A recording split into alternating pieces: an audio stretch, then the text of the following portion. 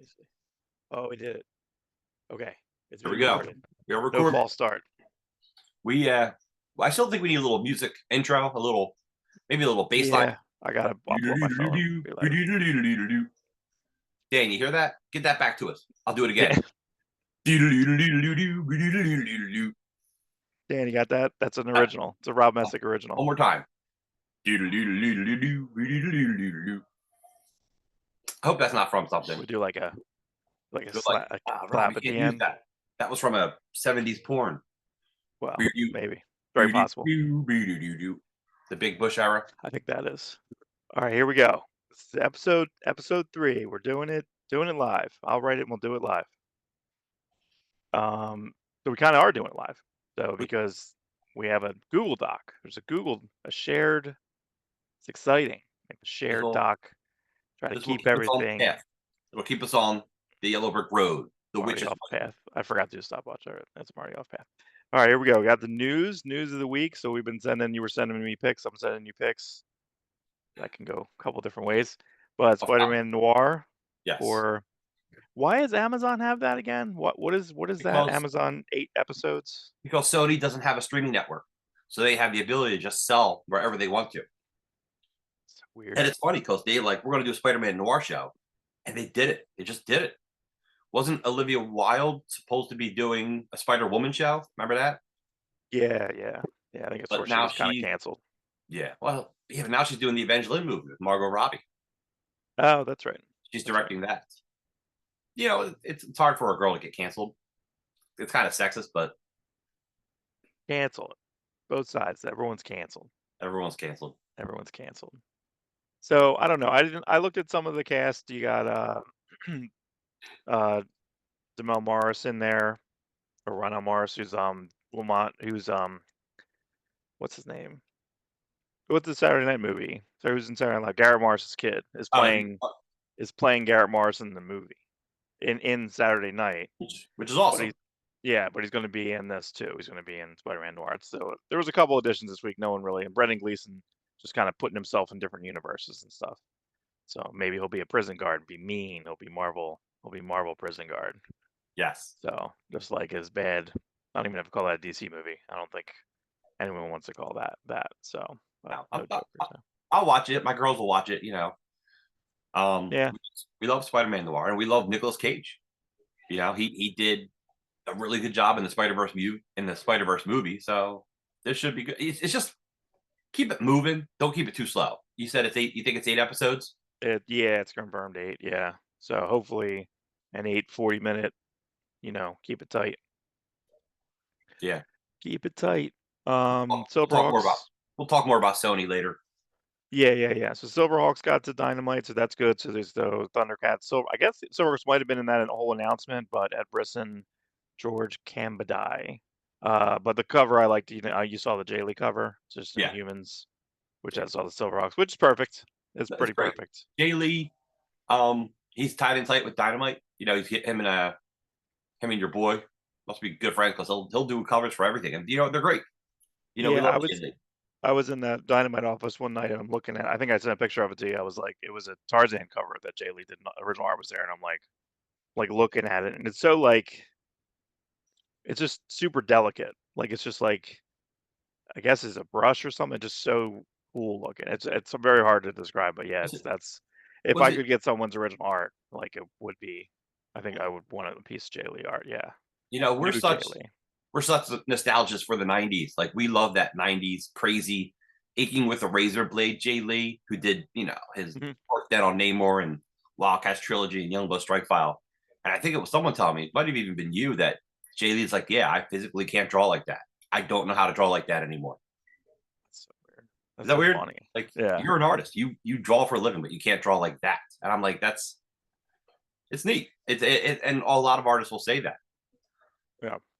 But Silverhawks and Dynamite, it's a smart move. We knew it was going to happen. You know, Thundercats was a success, and somehow, I know the cartoons were done by the same company, so I don't know if the toys were the same company. You know, it's real murky. I think there was only one wave of toys. I don't even know if the whole season ran. I'm not even sure of that. I don't even think it did. So if we're getting Silverhawks there, then you know Tiger Sharks can't be far behind. So I No think one's that got Centurions. I think Centurions that was one of my favorite shows. That had great toys. They had no, they were huge, really good. real big toys. Yeah. These are the toys that are left out, like in humanoids. I can't wait for somebody to pick up a humanoids. And again, all these Yep. shows, incredible theme songs, intros, like the best. Right. Every '80s cartoon had an incredible theme song. Yeah. Dino Saucers, Jason the Wheel Yeah. Warriors, Yeah, what did I hear yesterday? I Spiral was Zone. listening. The the DuckTales horn section is the same horn section in Thriller. It's the same 3 studio musicians playing horns. So That's that's a really weird trivia. But yeah, so that's pretty funny. I But love no, that. it's funny. We were talking on the phone the other day that like all of the licensed comics are pretty good or great. Like it's kind of crazy, like where licensed comics in the '80s Yes. were just kind of churned out to just have something recognizable on like more so the spinner rack, they were not really comic Yeah. shops. Well, they didn't really like they cared enough to try to make decent licensed comics, but it was like whoever was around, like, hey, you can draw this comic, or oh, you need work, draw this comic. But we didn't care because we were just watching the cartoons. As kids in the '80s, we would get these comics just because they were what we were watching, and of course that led us into buying more comics. Well, Right. now 30 to 40 years later, 40, it's like, here, guys, here's your licensed comics back, and here's actual creators you already enjoy. Right, Here's right, right. Right. Joe Casey doing uh, Johnny Quest, even though Johnny Quest was more like my dad's cartoon. We still would watch Mhm. it in reruns. But here's Ed Brisson. Ed Brisson had a great run on Wolverine.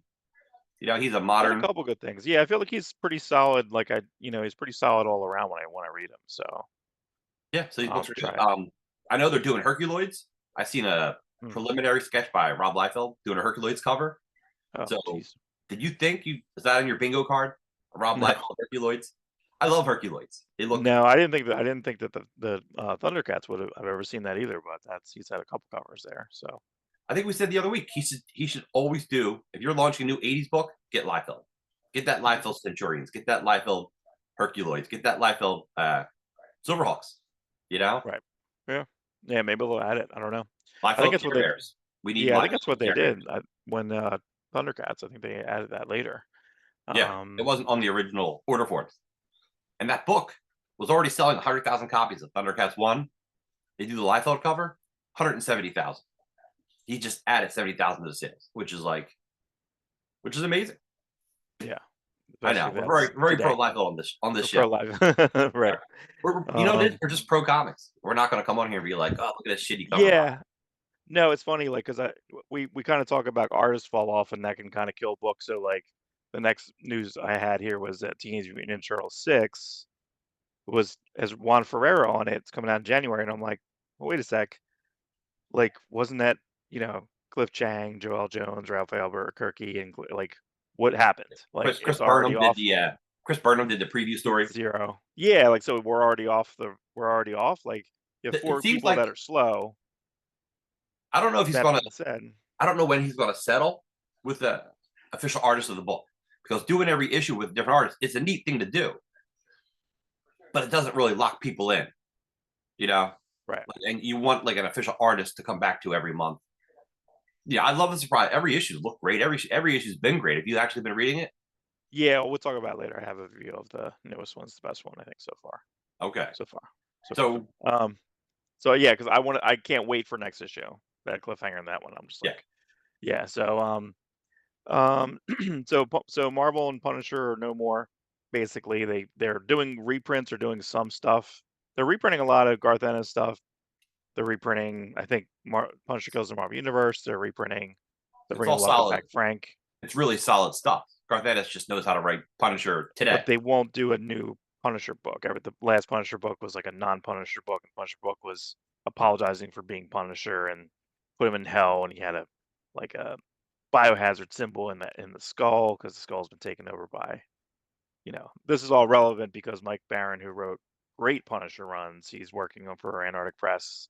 They're launching a book called Private American, which is like it's a Punisher archetype with like I guess a yellow "Don't tread on me" Right.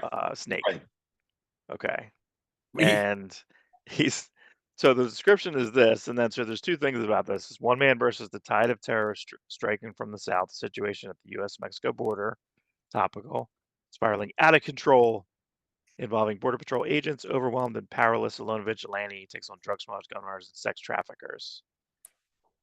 Okay. So I mean, I get sex traffickers. That's a great villain. Gun runners, great villains. Anything with drugs is a great villain. So Twitter made them take it down because you can't. We kindly request that you remove any implications that our hero is shooting immigrants or harming them in any way for the article. That's a little. So they made him take the description down. So okay, that's fine. That's fine. We had Brian and I, God, back in the late '90s, we kind of wanted to do a riff on like patriotic characters, and we had this character called American Man, and we had taken the "Don't Tread on Me," but we had actually confused it with a separate, the other American flag where it was the snake divided up into pieces, and it's basically saying like, divide it, we fall. And we put that across his crotch, thinking it'd be funny, like there's a snake, but we put a "Don't Tread on Me" because we confused the two flags across like just the trunks. Oh my god, that's crazy. Funny stuff. Yeah. Next we got Spawn 77. Yeah. So I found some art of this. Yeah, I found some art of his original like 1977 work, because it was on a couple of different websites. I don't know if you've seen. Yeah. The original sketch. He has like a clown character. It's a Spawn comic that McFarlane did when he was 16. He just drew a full comic, and he loves it, and he's decided to bring that comic to life with I guess creators for today. I just want to see that original comic, print that original comic. We have it all. Make that a 0 or everything's scanned like that. But it's neat because he's not a devil Spawn. I think he's like a space pirate, something or other. He's made it on his boots. He has like the. Yeah, I like the toy. The toy is really cool looking, actually. Dude, our imaginations are so incredible at 16 when it comes to comic creations. Whether we were creating stuff for Larson's creative villain contest in Savage Dragon, or just our own stuff. But this is neat. It's neat doing a comic based off of a different Spawn. I mean, McFarlane can't seem to do a comic that's not Spawn. Like, I would love Even when it's not called Spawn, it's still Spawn. It's still Spawn. Like, yeah, Rat City is Spawn 2099, basically. Yes. Yeah. So I mean, he tried. He did do that book with Kirkman called Haunt, God, 15 years ago, which is really good, but it's kind of very Spawn-ish. Mm-hmm. And then the dude's just in the Spawn universe now. Right. Yeah. But he had other characters. When Image started, McFarlane was like, "Oh, each of us has got like 10 or 20 characters in our pocket." You do? Because we're still waiting for 19 more characters, Todd. Right. What's it? What was it? What was an Image 0? We have Blood. Who became Tremor. Right. We had Sweat, who was like James Hetfield, but like bubble powers. Yeah. And he had another character called Tears. So he had Blood, Sweat, and Tears, but we never got to see Tears. He's like, I'm saving Tears for something else. He's still saving it.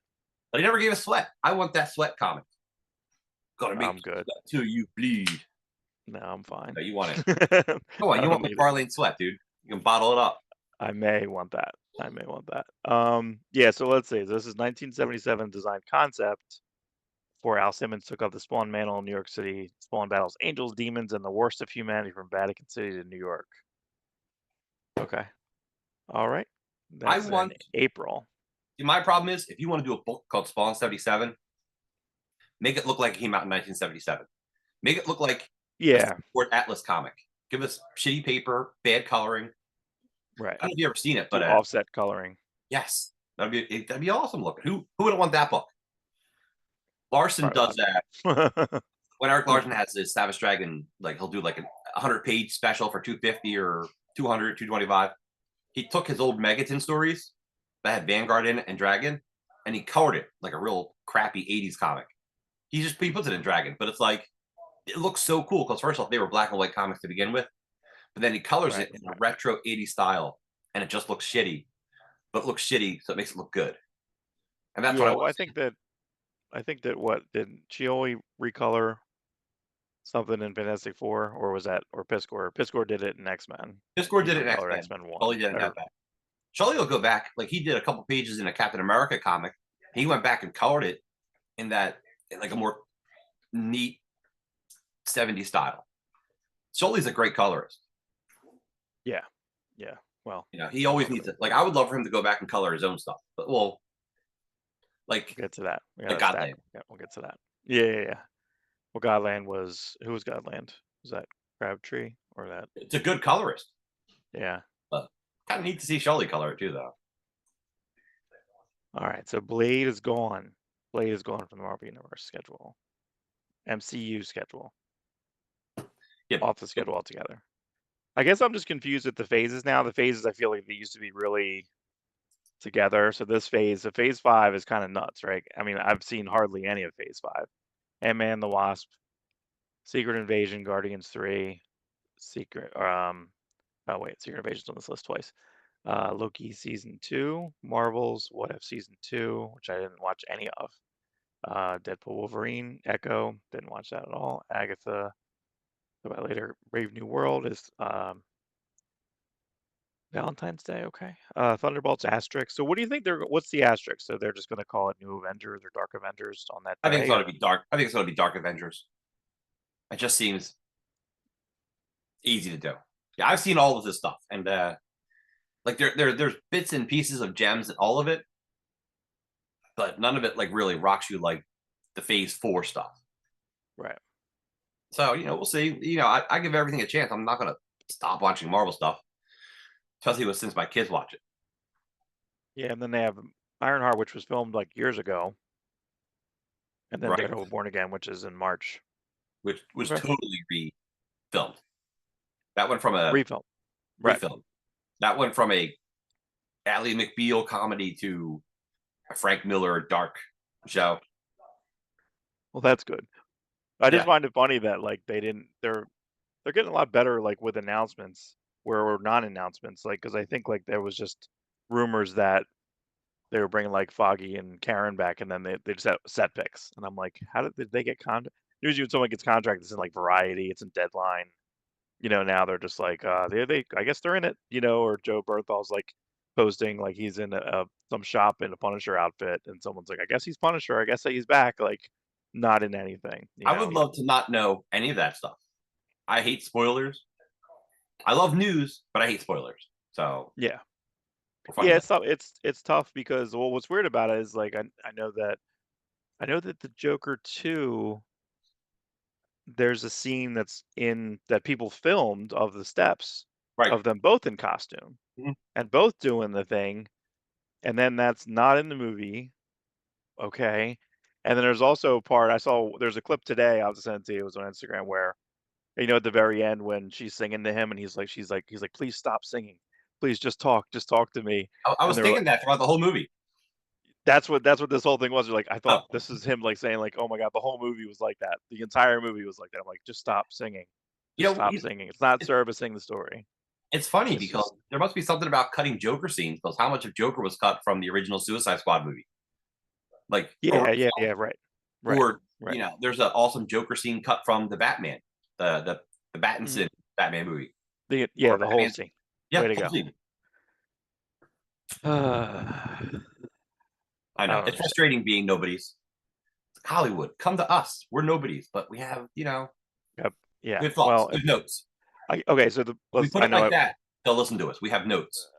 I don't understand, and this actually goes back to like the 90s, where I think like when movies became, everything was $100 million to make, right? Yeah. And I think our friend Ian said like, well, why don't we just give 100 filmmakers $1 million and they'll make like all tiny little movies, right? That's not the way it is. But when we think about Joker 2 in the same vein, you spent $200 million on what? On the licensing of The Saints Go Marching In? Like, what are you talking about? Like, how much? Dude, breaking it in. 20 million. That's probably the people who own Happy Birthday. They're like, give us that Happy Birthday Saints Go Marching In money. I don't know. Who wrote Saints Go Marching In? Is that like a?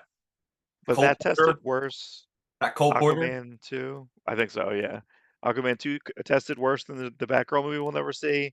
Like Zaslav is shelving, and then they have a cartoon at the beginning of this movie, and I'm like, oh, that's right, we're not going to get the John Cena what was it, like, Wile E. Coyote versus Acme movie Right. where John Cena's like a lawyer or something, which is Right. done and tested and did well in testing, and it's gone.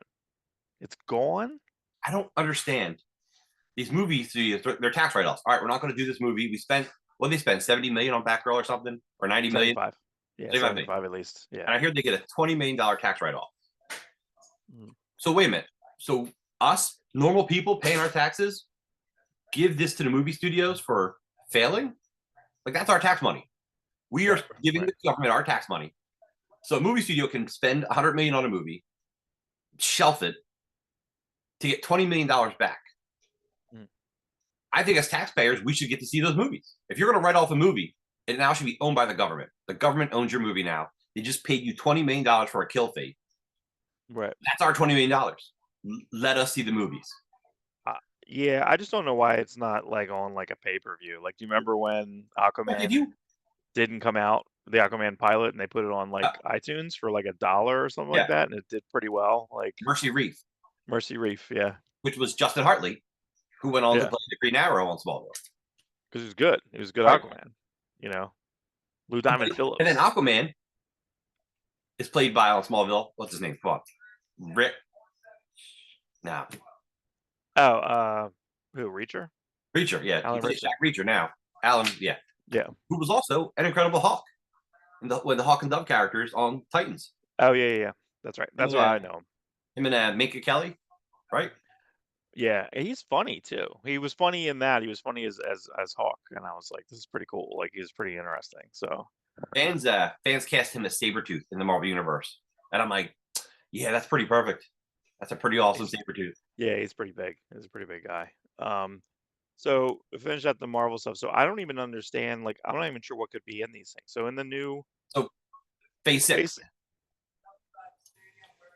And Spider-Man 4 is just not even it keeps getting pushed back. They had a bunch of Tom Holland interviews this week where he's like, the script's not right. We keep throwing it out. And it's like, geez, like, and there were a lot. And that because Marvel wants to do a street level movie. My hopes were like Scorpion and Black Cat, because Scorpion, you have cast it, and he's a phenomenal actor. Right. But then Sony's like, no, we want to do multiverse and Null, and Marvel's like, gross. You guys don't know what you're doing. Right.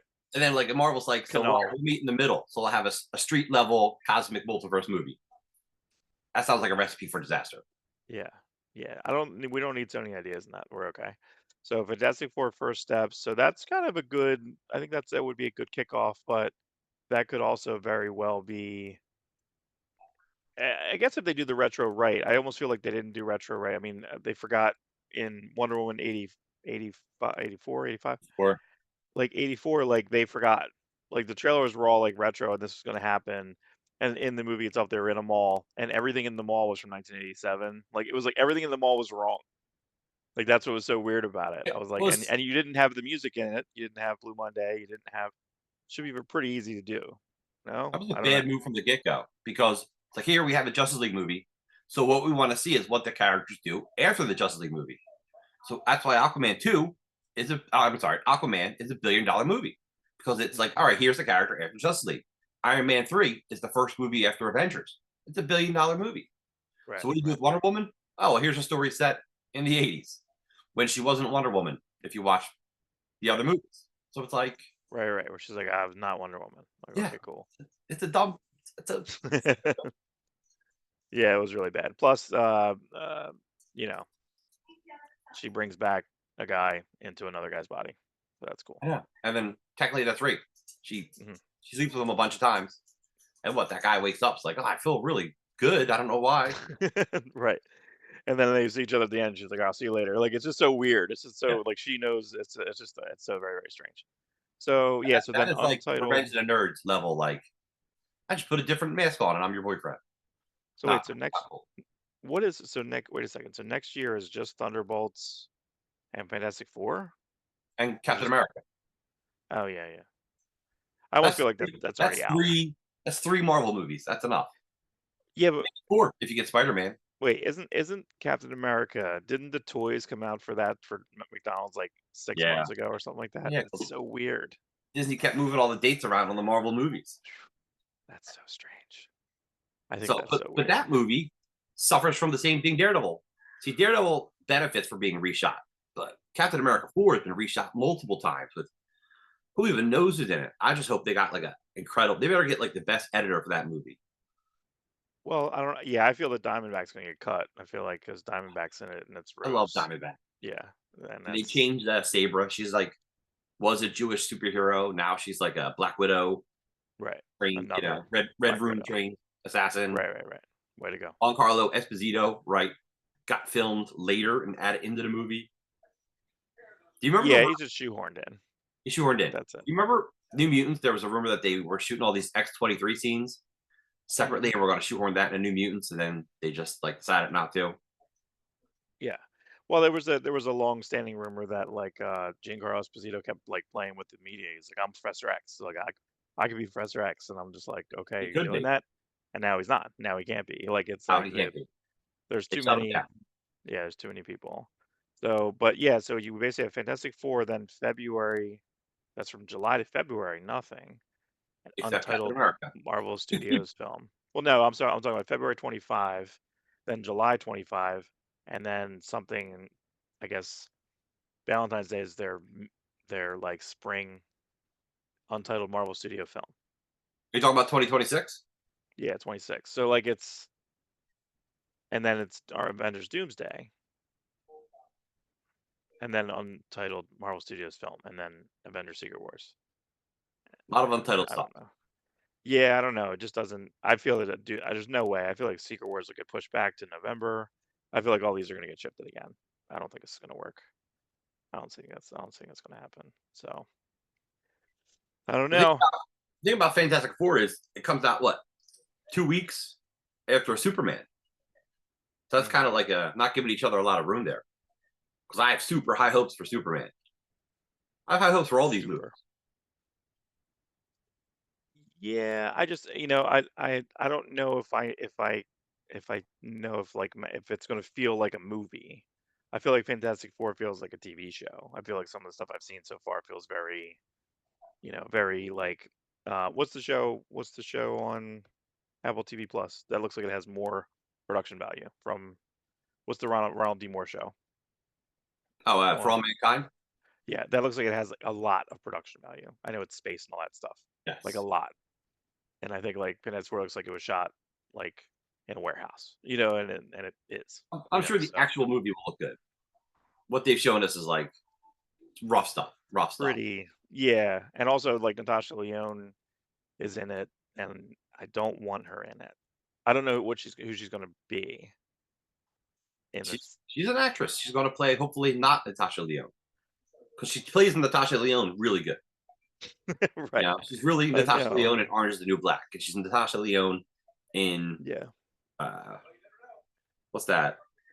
What's the Peacock show where she's basically Columbo? Poker Face, yeah. Poker I Face, which watched is one good. episode of that, and I I just like liked it. got like it exhausted me.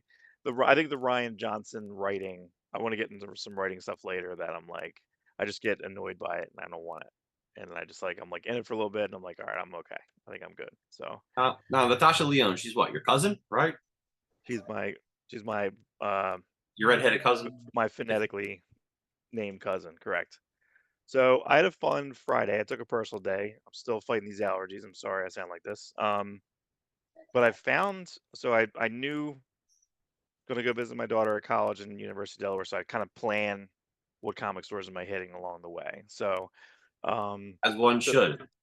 well, she's not going to be up on time, like so. It's like I might as well start, So she says, "You want to have breakfast?" I said, "Well, I can come by in the afternoon." She's like, "Want to have breakfast?" And then she texts me late at night. She's like, "I'm up late. I'm coming like 11:30." I'm like, "Fine." So I still kind of leave my house at the same time. I go to Booth's Corner, which it's basically like it's like an Amish market, but they have a comic shop, and it's such a confusing layout because it's like this giant building, and then they have like two other like wings they added on. I can Like the never, Dirt Mall. The Dirt Mall from Mallrats. yeah, I never know how to get anywhere. I'm in there and I'm like, what way am I going? And then I'm like, where did I park? And it's always by sheer luck I walk out of an exit and I might see my car. Like it's like okay. Um, but I knew always has dollar books. Super nice owner. He actually bought, so that's EE Comics and Games. He bought the comic book shop in That's called the call the comic book shop exclamation point in Wilmington, Delaware, which I was going to go to, but I was already when I went to Newark, Delaware. I went to Captain Blue Hen. So a couple things there is I wanted to hit all the dollar boxes, right? So when I was there, the manager at EE was like, "You should go over to the comic book shop because we just expanded. Now we have like I think he said 60 long boxes." And my OCD wouldn't be able to do it because I have to look through all 60. Like Yeah, stop. I That can't last stop. box could have a gem in it. It could. Well, this one I feel like this is kind of how this went was so I combined both boxes. I shouldn't have done that, but I combined the boxes. But I found something and I called you about it and I didn't know about this. So I didn't know about Profit Zero. Yeah. And I didn't and like I was like, "What?" And it's small. It's really thin. It's really, really thin. It's razor thin. It's I think only maybe 10, 11 pages of art, But that is Dan Panosian. So this is what? So this is after this came out technically after where in chronology?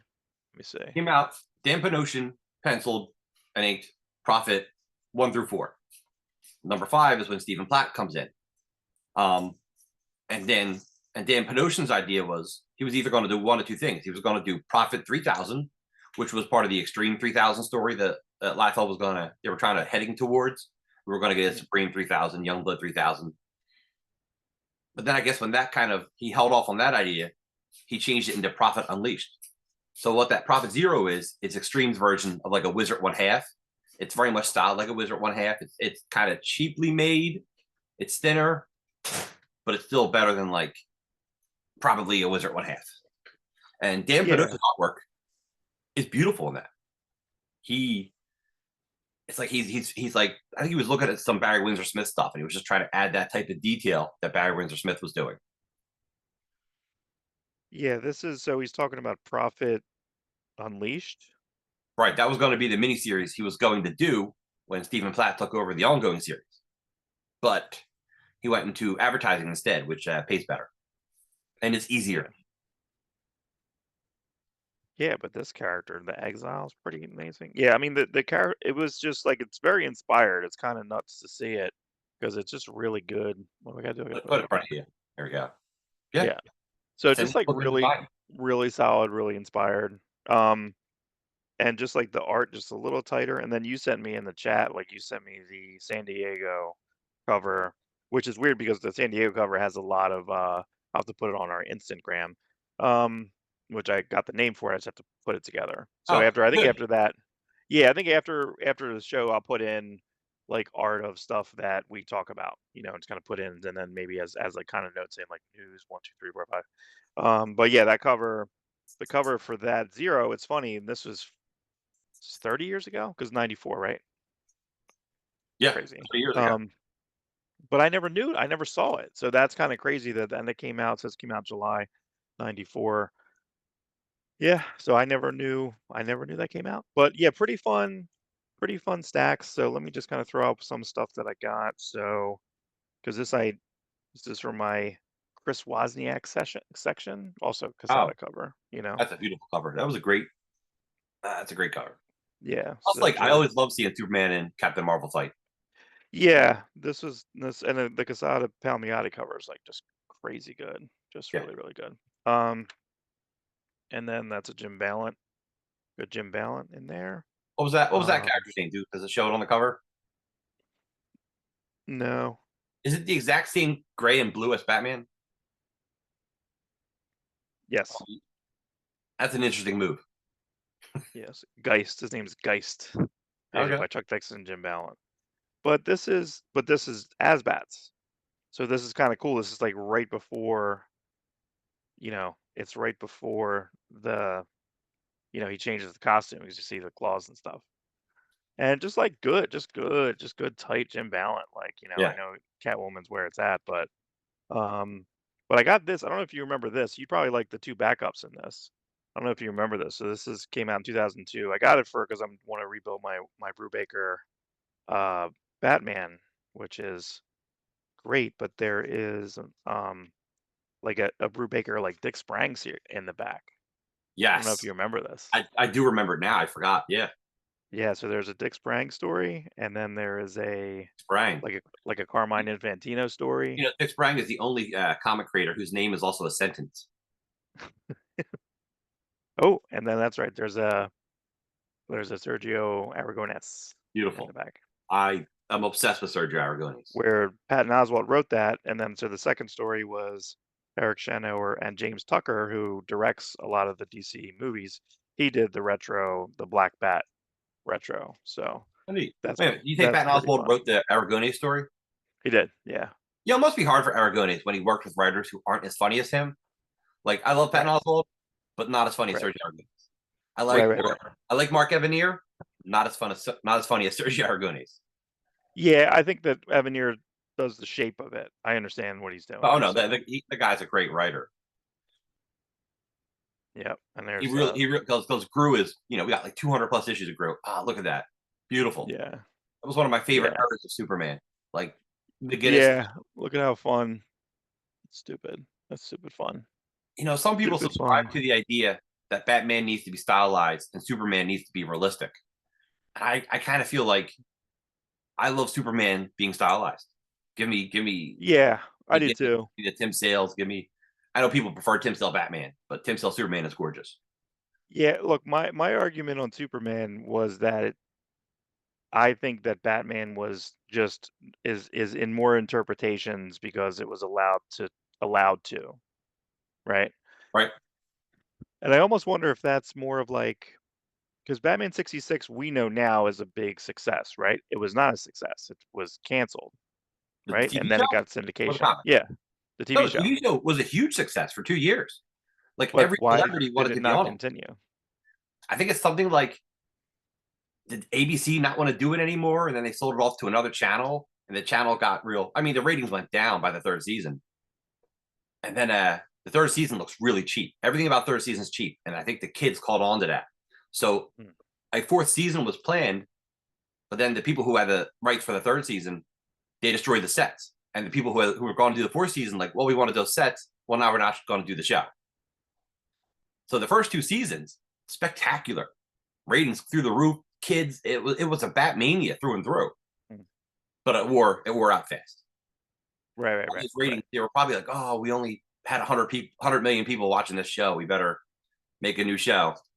Yeah, now the lore of the Adam West, and I don't know if you know this or not, supposedly the way that that had to shoot is they shot like almost like 10 episodes at the exact same time because you only had Burgess Meredith for like 4 days, 5 days. Yeah, You had, and he could be on set with Cesar Romero for 4 or 5 days. Like, so they were constantly shifting. So Adam West supposedly said that's why he created this like aloof talk where he's reading something almost for the first time. He's like surprised at almost every he's this ponderous like surprise. So I don't know if that's true or not, or if that's just him like kind of masking his like very like wooden acting. So I don't know. Could be, you know.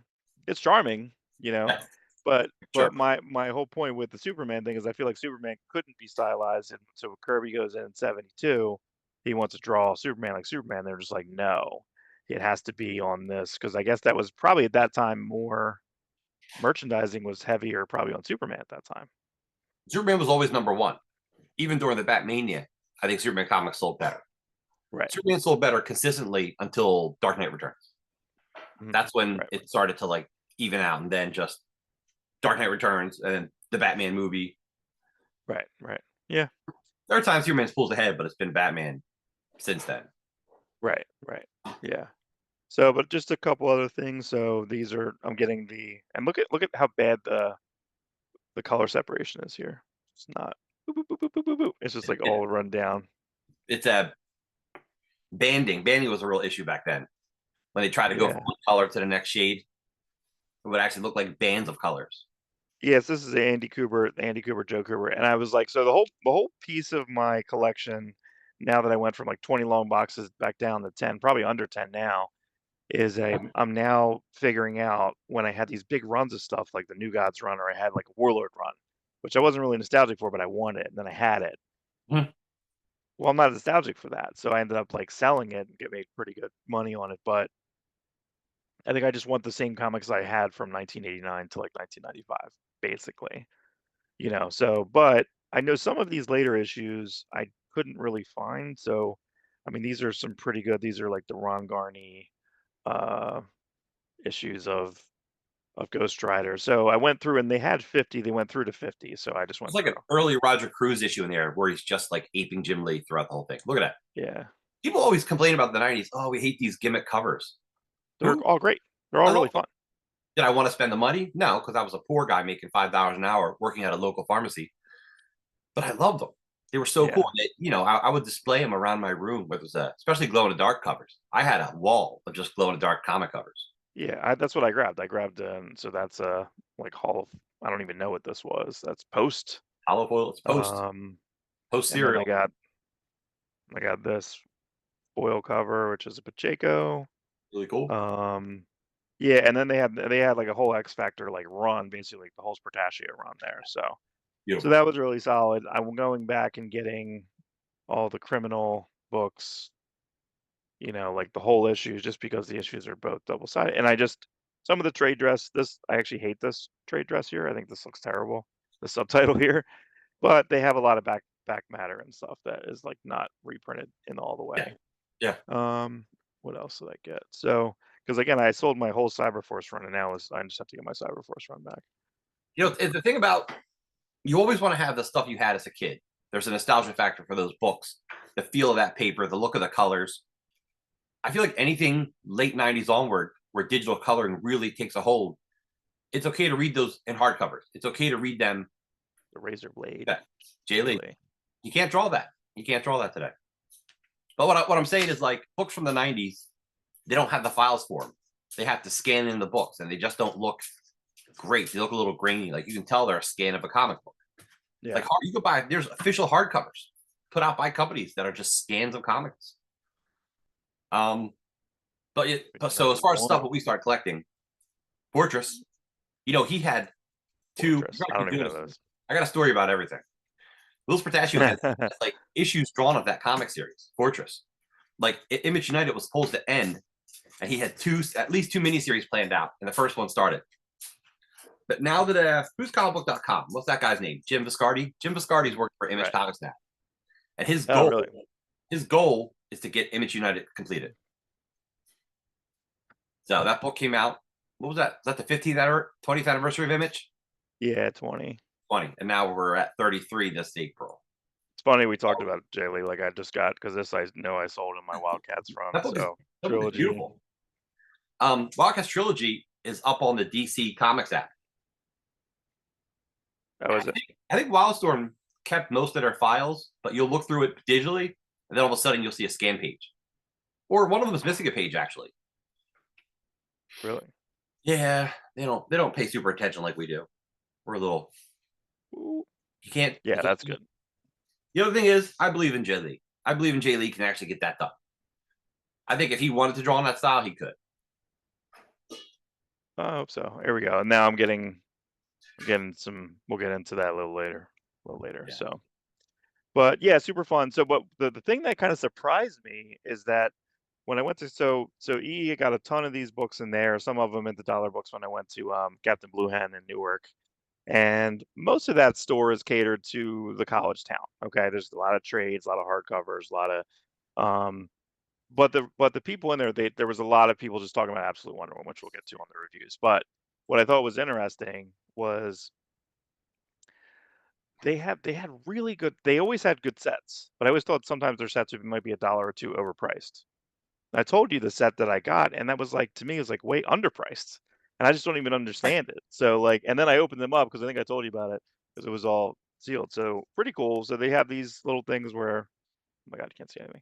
Right like, yeah, so 1 to 14, and then your question was, and there was only like 3 issues that had UPCs, and there were some of the later ones. So it was like 11, 12. It must be 11, 12.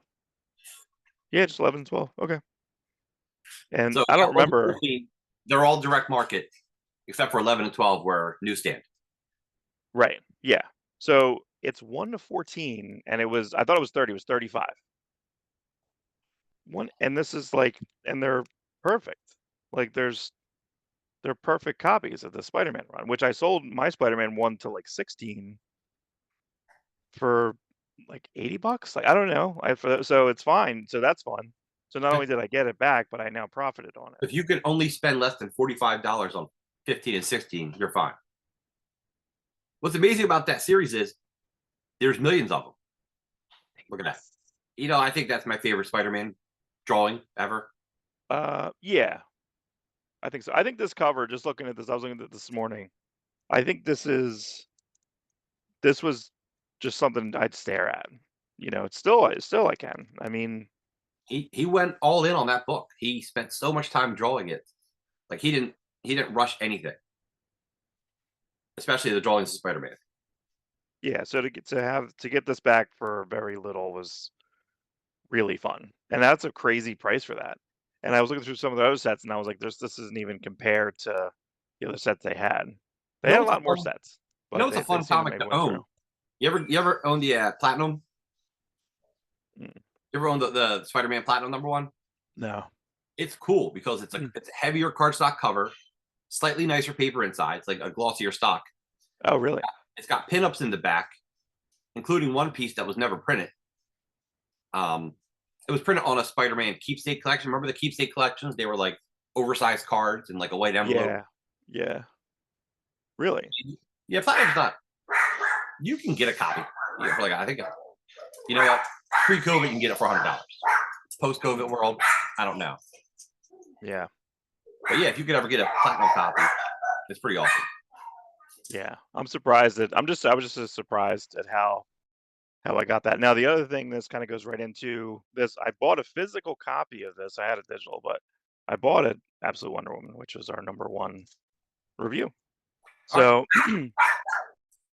yeah, this surprised me. I don't know. I mean, this is so we were talking about this earlier in the week. This is the best Kelly Thompson ever, right? That's pretty much. I agree. That's pretty much. Was really good. She really brought it. Like she must have worked extra hard. Like she must have been like talking with Snyder and I guess his vision of such a dark universe. She said, "All right, I know what to do," and she did it. And that's the thing that like this isn't a spoiler, but every Absolute book is just a darker, harder universe where everything from the beginning is just so much more difficult for these heroes. And I'm really excited for Superman to see how he does it. Because the point is, these heroes are having such a harder origin, like maybe it leads to them being greater heroes, you know? Right. Yeah, it was surprising. It's funny, like a lot of the tropes that I thought I would have hated, I was fine with. Like in comics, a lot of times I dislike when they have like a passage of time and then they have the same panel over and over again.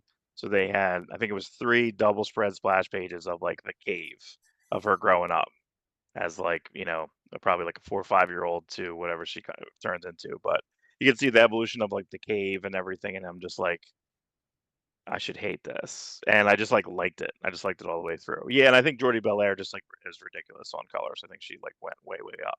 And Hayden Sherman, I know that I don't understand how we'll have to have in another week, we'll have to have who's the hardest working like artist because Hayden Sherman's doing this. There's a Batman 12-issue maxi series that he's doing, and he's doing like another book. The who? Independent. So no, who's the Mattson Tomlin, I want to say, the person who kind of wrote the Batman.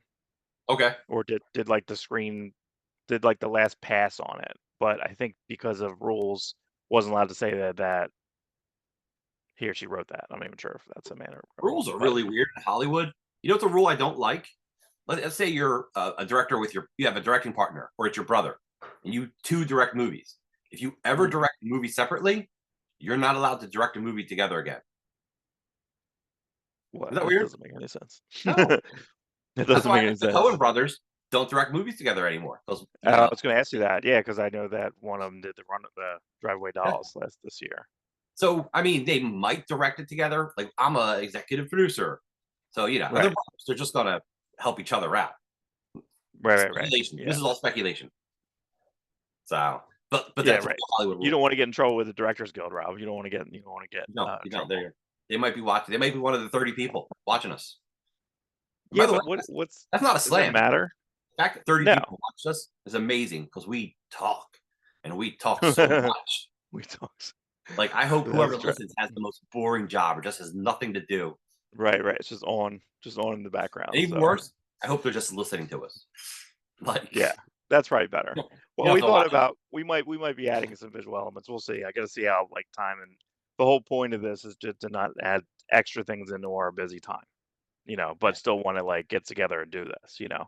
Um, but yeah, DC's still kind of killing it. I mean, the Nightwing was pretty solid, pretty open. Dan Waters, who did a lot of backups in Detective, which I really liked, and Dexter Soy, doing a slightly different style. But there's a if you might, the way Nightwing's jumping in this one scene, I'm just like, I've seen this a bunch of times, but like, it's a little bit extra in it. I think is really good. Right. Dexter Soy is good, always It's a good. hard job taking over Nightwing after Tom Taylor because Tom Taylor has such a solid Mhm. understanding of the DC universe, and his Nightwing one was really good. He really made Nightwing progressive.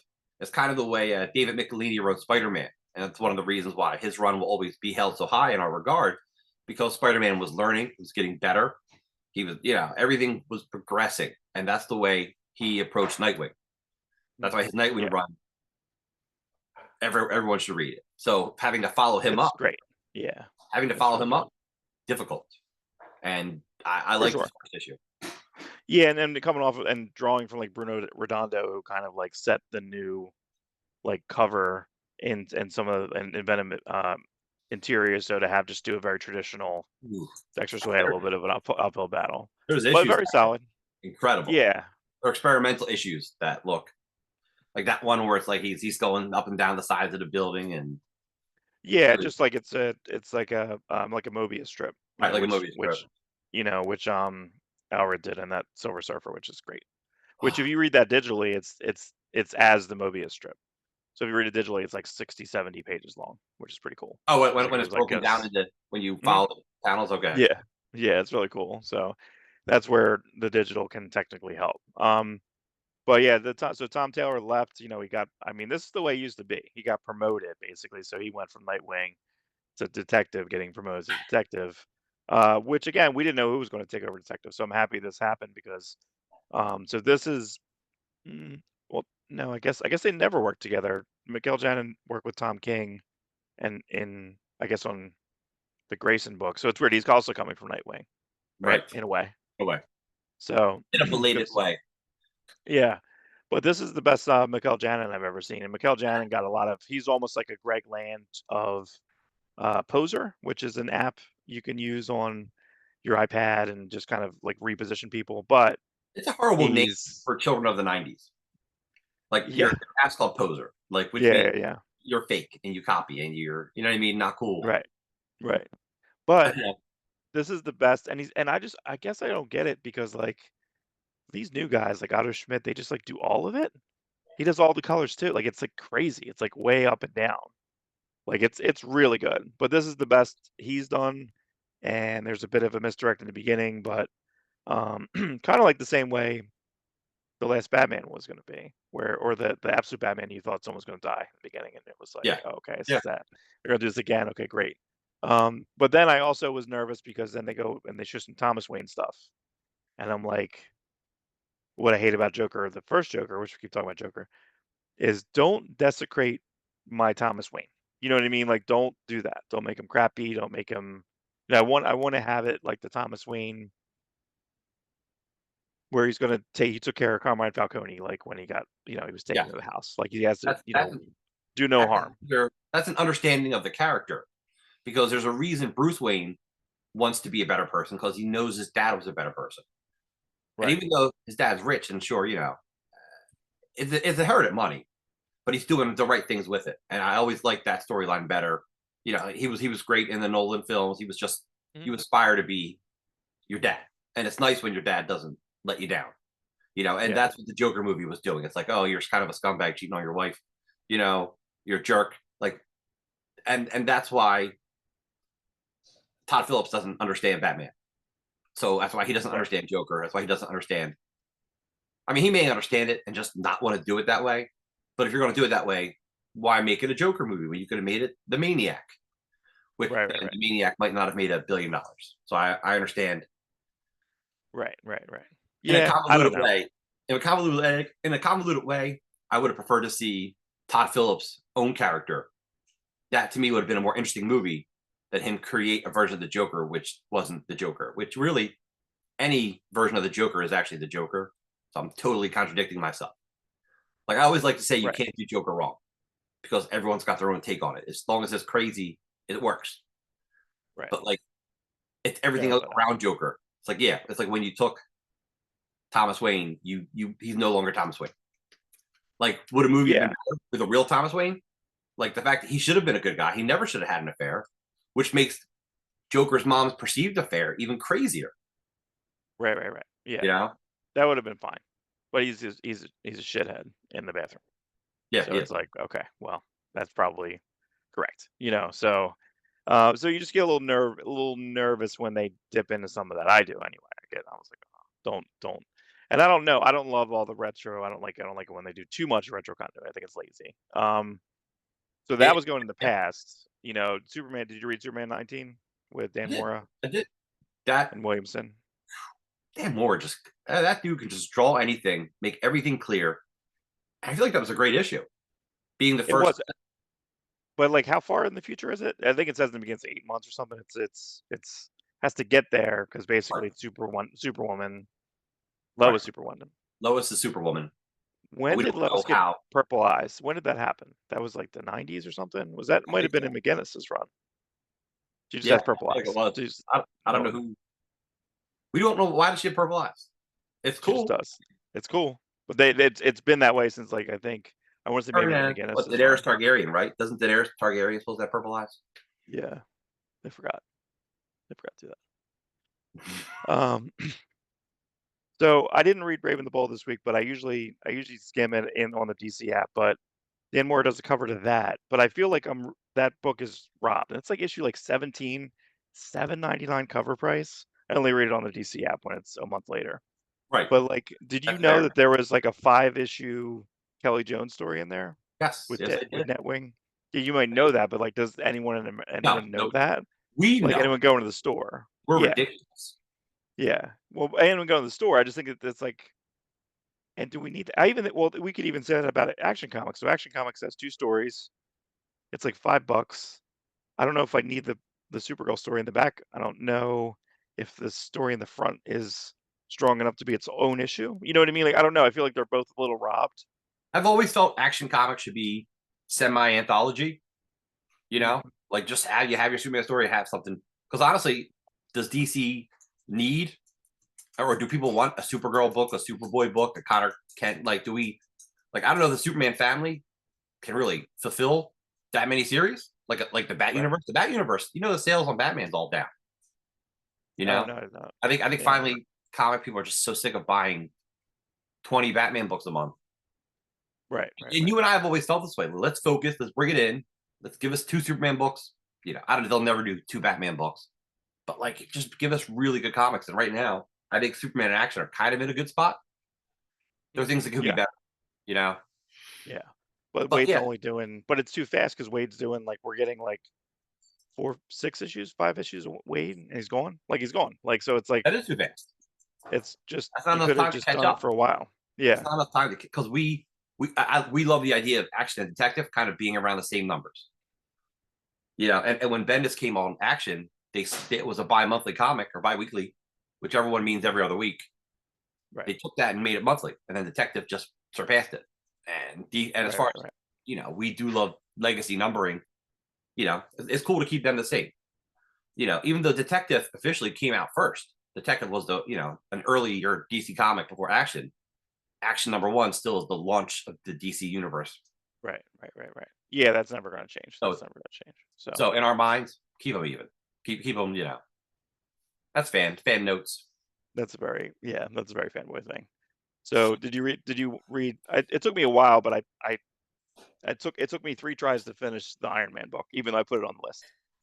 You put it on the list. You're like, I thought it was like real important to read. I liked it because it really, like, I hate corporate America. Yeah, in real life, it's like all the scumbag moves, and this does a good job representing corporate America and takeovers, and you kind of like don't understand how Tony loses. How can someone as smart as Tony lose power over his own company? But then you realize, oh, he gets narrow minded and sidetracked by Iron Man. Iron Man is the most important thing to him. Right. But in a more interesting comic world, you could do more as the CEO of Stark. You could do more as a super billionaire controlling these companies. You could do more, better worldwide than just Iron Man. Right. Hopefully, I felt like it was a good issue, good ending, good villain. I couldn't get through the first 5 pages because I don't understand, and I blame the Ultimate Universe for this. I don't understand lowercase lettering. Like, what are you doing? Like, to me, like, it almost takes it, okay, it's out of continuity. Like, it's like, okay, are you Ultimate Iron Man? No, you're not. You're Iron Man. I just don't know what. I don't know what it is. I don't know what it is. Maybe in like diary or like, if it was a Punisher War Journal, maybe, sure. But like, I just don't That makes sense. understand all of it. I don't understand all of it. Comics should be capitals. I like sometimes some people like the letterer on one of the comics I'm working on. He'll do all capitals, but sometimes when it's supposed to be a capital, the capital letter will actually be a little bolder or slightly bigger. It's kind of a neat look, but it's still all capitals. Yeah. I think that the art, with Somni last week, he drew the sound effects inside the art. Hayden Sherman in Absolute Wonder Woman, there's a part where she goes to kill the snake and it says yeet in it, and I'm just like, okay, and that's on the board. Like, so I think there are some things where it can be really, really cool. I don't know, it just felt very factory. But the cover's so good. I forget who did the cover. I think it was Yasmin Pucci did the cover. The cover's so good, and then I was reinvested back in the story right at the very end where he's starting to put stuff together. And I'm like, oh man, like, because I want to see what that costume's gonna look. It's a very like Mark 2, 3 costume. You know what I mean? It's just gonna be, he has to basically, because and he's very gaunt, very weird take on Tony Stark. Like well, I want to say that's an obsessive scientist, right? He's not gonna eat. Like, it's like, so I kind of feel like that's a bit more realistic, Is that more in the line of Yep, forgot his name. Prince. Who did the Spruce Goose? Who created the plane, the Spruce Goose? That was Oh my god. He became kind of a edit this. Yeah, the recluse, the aviator. Aviator, yeah. He became a recluse and a germaphobe, and but he also still wanted to focus on his work. Are you looking it up? Are you googling? Yeah, I can't. Yeah, because I'm Howard Hughes. Howard Hughes, yeah. I can't. Yeah, because Howard Stark. We're morons. Howard Stark's named after Howard Stark. There we go. We did it. We connected the dots that have always been there. Awesome. Yeah, I just really liked. I just thought it was really, really. I like that concept at the end. I think like it took me a while to get into it. Like, I want to read Iron Man, and I also think that the problem with the Marvel universe is that it's all these different sections. I've lost the thread, right? So it was Iron Man, and then the movie came out. Then it was Fractions Iron Man for a while, right? Then it went to Kieran Gillen's Iron Man for a little while, right? And after that, I kind of lost it. I don't know. I know there's been like 5. Yeah, Dan 4 or Slott 5 since then. Jerry Dugan. The Dan Slott run didn't work. The Jerry Duggan didn't really work. No. The Cantwell one kind of worked. Cantwell's really good. He's one of these writers. It's like his Doom miniseries was really good. Yeah, I did. He's doing something. I want to say he might be something right now that I'm looking forward to. I think he was doing some Star Trek stuff because he's a big Star Trek fan. Mm. But but Iron Man, yeah. Yeah, I did catch up on all the Uncanny. So I wanted to reread 3. I read 3 and 4 together. That villain's really scary. I think Marquez is way. I don't know where Marquez is from. Like, his art style, he does something different with. I like Rogue's hair. He doesn't have like the white in the front. It's like white. It's like white a little bit in the sides. Yeah. And I like the scripting. I think the scripting's sweet. I think it's nice. I think the relationships fit.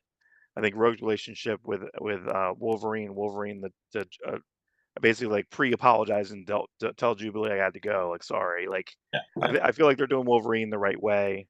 And he's really hurt in the last. issue. The last page, he's really like it's a really good looking Wolverine. Right. Just like Right. bloody and Harold, it just like it's Calverine, it's probably It is. It it's is more Calvert. it's more in that vein, but yeah, I don't know. I think all the interpersonal, I think all the relationships kind of work in that. I think Gambit's great in it, and I think Rogue is excellent. And Rogue's team lead, she even said it at one point. She's pulling rank at one point. She's like, "Yeah, I'm team leader. Yeah. Sorry, I'm the voted team leader, so I win." And X Men had a fill in, and that guy was it was Anito Diaz. Like, it's pretty good. Like it was in the same the new X Men this week. The Jed McKay. It was very close to Stegman. It was really close to Stegman, and so I didn't mind it.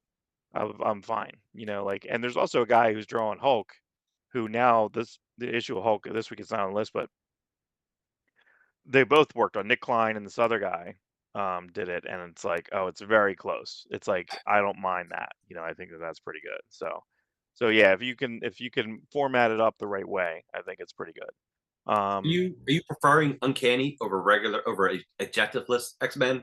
Yeah, I am because I don't. I guess the thing that I have most objection with is I feel like, and it's so dumb. But I mean, again, it's opinion on comic books, but like I Yeah. don't know why Scott looks so young. It's just the way the way the mask. He just looks too young for me. I want him to be more of like the steward of like he's kind of the uncle, the No, fun uncle. I get it. I get it. You know. I think I like X-Men a little better, but I've been following Jed McKay on Avengers, so I like his writing style. Kind of like what he does. But Mhm. Uncanny's right there. Like it's back and forth. When I read each successive issue, I'm like, oh, this is really good. So, and that's important. First off, I'm reading an X-Men comic that's really good. Two of them. Yeah, I'm reading two of them, and I haven't read I should try to read Exceptional, even though I just don't care. Like I don't know. I should try. I I'm don't trying know. to stick with all of them for a while. See Yeah, what who gets better. yeah. Yeah, Solicitations this week. those two books definitely shine, and they go right to the top. Yeah, I pretty much. I mean, that's fun to. The, they're the McKay was a little bit baggagey with like talking about the all the stuff, like all the Krakoa stuff, and then but I'm like, just don't talk about it. Just go out of it. You know, it's placing it and dating it. Just go out of it, and it's doing that a little bit more. Um, Image this week, I did not. I was trying to. I did not, unfortunately, and I'll tell you why later in another segment. I wanted to like get caught up. I read the first six of Void Rivals, but U13 came out. Is that new storyline? 13's going Yeah, new. yeah. Yeah. Okay. It's not so much new. It's just a new ingredients being added to the mix. Mhm. You know, the cover, the cover doesn't really spoil it. Just shows a new character. Okay. Void Rivals has been solid. I'm glad you're up through issue 6. It sprinkles in, when I talked to Kirkman last week, I make it sound like I'm friends with him. I ran into him on the streets of New York and accosted him. On the streets of New Yeah, York. that's right. A Kentuckian on the streets of New York. What am I doing here? I don't belong here. Kirkman's got rid Let's of his accent. The longer you know let's Kirkman, like the more Hollywood he sounds and less, right. make a moonshine out back. Let's He'll go never to listen a to this. Broadway show. Kirkman will never listen to this. He You never know. But what I love about Void Rivals is the sprinkling in of season 3 of Transformers. Season 3 of Transformers, though the animation is mostly poorly done, the storylines are really good.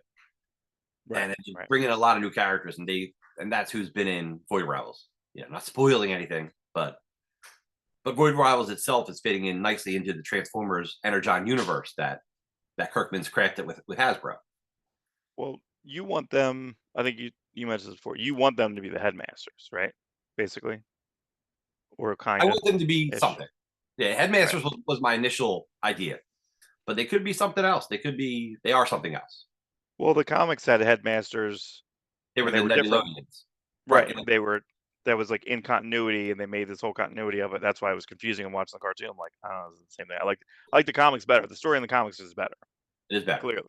Yeah. But you know what? I kind of like the Japanese version better. In the Japanese Headmasters cartoon, they're just tiny robots that make giant robot bodies rather than humans squishing themselves into costumes, and then they gotta bend over in half and stick into the head of it. You know what I mean? It's a bad Right. complex idea. Or like, hey, Right. I'm an alien that's inside of a gun. So you're firing these incredible lasers, and you're just Right. like, hey, I'm just in the gun. I'm just in the gun. In the No, I gun. like it. You gotta go. You gotta fold up. You You gotta just got fold to up. pull it up. I thought Yeah. it's like, oh, what? If I could fold like that, I wouldn't have went out dating. Um, but it was funny because in the comics, the Nebulans or the Nebulonians, I forget what they were at this moment. No research. They were like us. They were just regular human tones of color. But in the cartoon, they were green. And there's kind of the Native American hinge to them. Right. Yeah. So, but yeah, you know, it'd be because and Void Rivals are two different alien races, but neither one of those Nebulonians. It's one of like the Nertonians or something. It's close. Yeah, it's close. It's something. But I just remember being a kid and just being like, "This isn't matching, but I don't care. Like, I'm okay with it." You know, we knew the different. I always hated the comic and the cartoon were different. Like, I preferred the cartoon, but the cartoon people just stole the Marvel pitch and didn't give Marvel credit, and then they just kind of went their own way and hired new writers. So when I read the comic, I'm like, "This is all wrong." But really, the comics, what you know, in the long run. And you know, I still like the cartoon better, but the comics are phenomenal. I just wish they would have worked hand in hand and given us more. I wish they would have worked hand in hand. So like, what's in the cartoon could also be displayed in the comic and work from different angles, or you know, I don't know. But that's a case of Sunbow, which is like owned by Marvel, right? Sunbow Animation did Transformers. Yeah. They were owned by the same company, I think, that owned Marvel. So people don't like to work together in different offices, you know. Yeah, they don't. I think it's still the way, you know. I don't like that James Gunn posted that crypto and then he posts the picture from All-Star Superman. Just put the line in there. Just put that image was from that.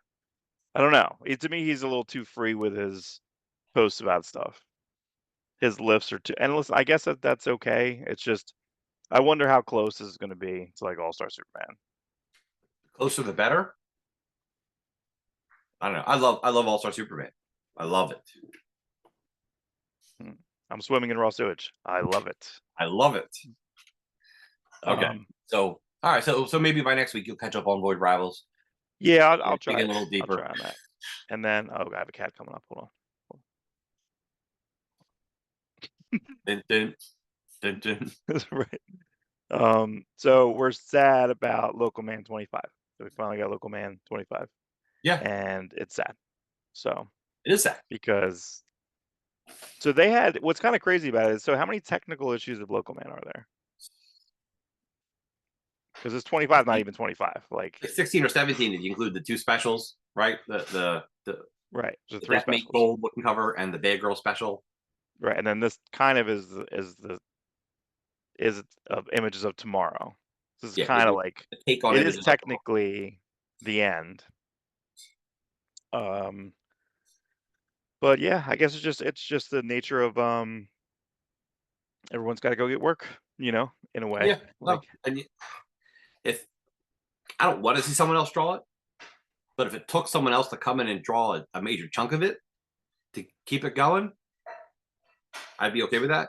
You know, it would be funny if Paul Fry drew, Paul Fry was doing Plus Squad 7.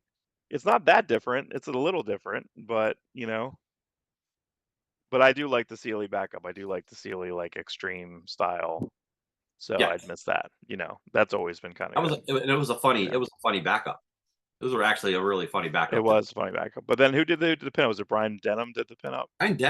Brian Denham did an awesome pinup. And Brian Denham is most famous for drawing the Alan Moore written Violator versus Bad Rock. Yeah. And that was like his first comic. He's like, hey, you want to come work for Extreme? Yeah. You can draw this Alan Moore comic.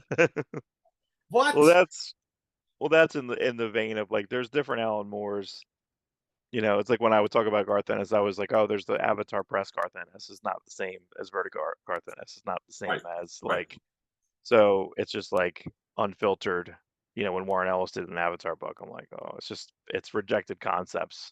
Ravel. That editors are, it's all rejected. This isn't shitting on Ellis, but a lot of his books are like just a version of Constantine or Constantine. On Constantine. Alan Moore says at times, so I just got to get in the habit of saying Constantine. Yeah, got to work on that Alan Moore impression. Pretty good. Pretty good. Thanks. If all of his books, like even Planetary, that's kind of a version of Constantine. You know, Elijah Snow. Yeah. Or Gravel is a version of Constantine. Or even he had a woman lead character. Was it Injection or what was a? There's definitely a needle in the title or something. And like, Injection. like Declan Shalvey. Declan Shalvey. Yeah. Yeah, just looked like another version of John Constantine. Yeah, so I just wanted to look at something here. So anyway, Local Man. All right, so we did like okay, and then did you finish? Local So Man, real quick, just to finish up with Local Man, it was a good kind of final issue. It does take place about a year into the future, and he does like Local Man's still kind of shitty. Like in the issue before, this woman rides into town, this woman and her husband and her kid, and the woman like kind of puts her hair back, and he gives her like directions or something, and as she leaves, guy's like, "Who's that?" And Local Man's like, "I'm gonna find out." Next issue, he's like married to her, like he stole that woman from her husband, and the kid, their kid is calling him daddy. Like that's a total, like holy crap, oh my God. Yeah. Just a funny thing that like you pay attention to. You got I don't even know if I caught that. Yeah. There's well, one of the girls is being released from prison, and it's inmate 41992, which is April 1992, when Youngblood #1 came out. So it's just little things like that, like make it fun. And I probably missed stuff because I wasn't going through it with like a magnifying glass. That's just one that stood out to me. Yeah, I wonder if they'll do like a nice trade of everything all together. They just did CLE just did a revival compendium, so I think that's interesting. I never read that. Because you're getting a TV show out of it. Right. Yeah, I hope those guys get paid. I hope so. I like Revival. Revival was really good, especially the first 12 issues. But Tim Seeley's good. Did you read Hack Slash Body Bags? No. Right. I think Caselli's drawing that, so I'm curious to see that because that was kind of his original. That was his original art guy. Yeah.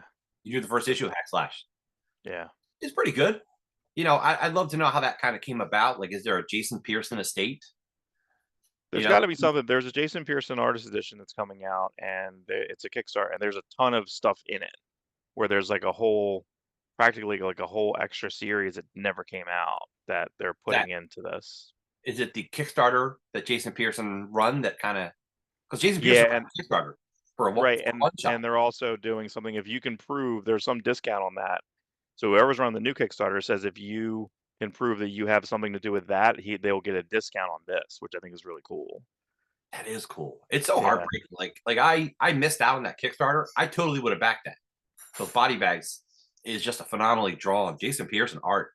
He's always impressed me since day one. And I met him one time at the show. I'm like, "Oh, are you doing commissions?" He's like, "I'm kind of booked up." He goes, "But if you pay a lot, I could put you towards the front of the line." No, I can't afford a lot, but I wish, because his commissions are beautiful. Yeah. Just do a Google search of like Jason Pearson commissions, and you're gonna be like amazed. What book did he do? He did Youngblood Strike File 5. Yes. Because I have it literally on the back of a Prophet 6. Jason Pearson. That was a good story. He only did the first part. I think the second part was drawn by Sam Liu. I think Pearson couldn't maybe he started Body Bags at that point or something. Yeah. And Liu, who went on to be a DC director for animation.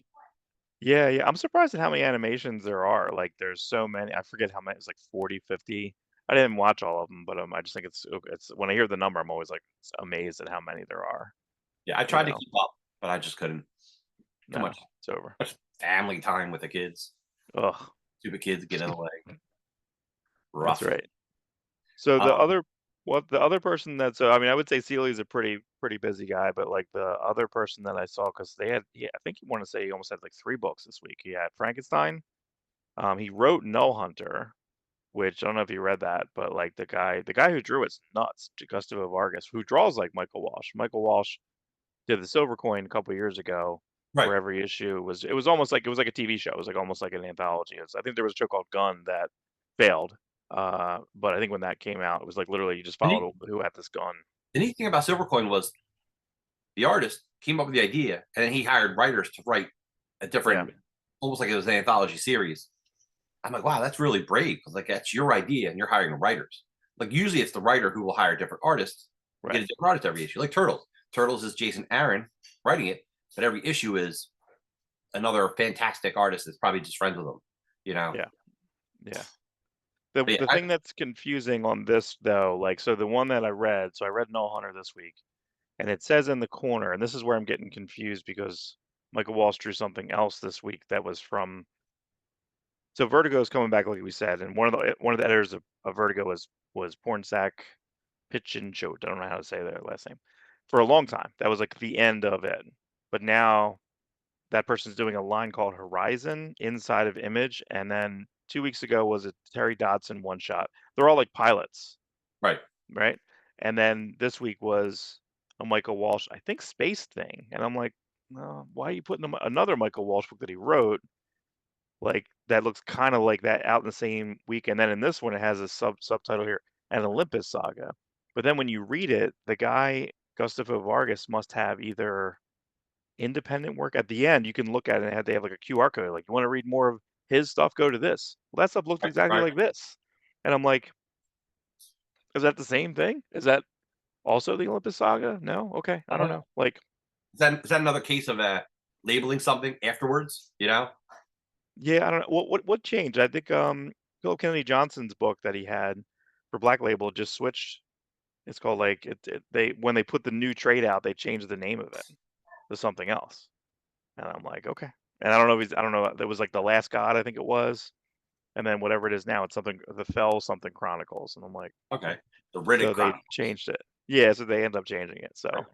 but yeah, but I read the first issue of Frankenstein and I thought it was pretty great.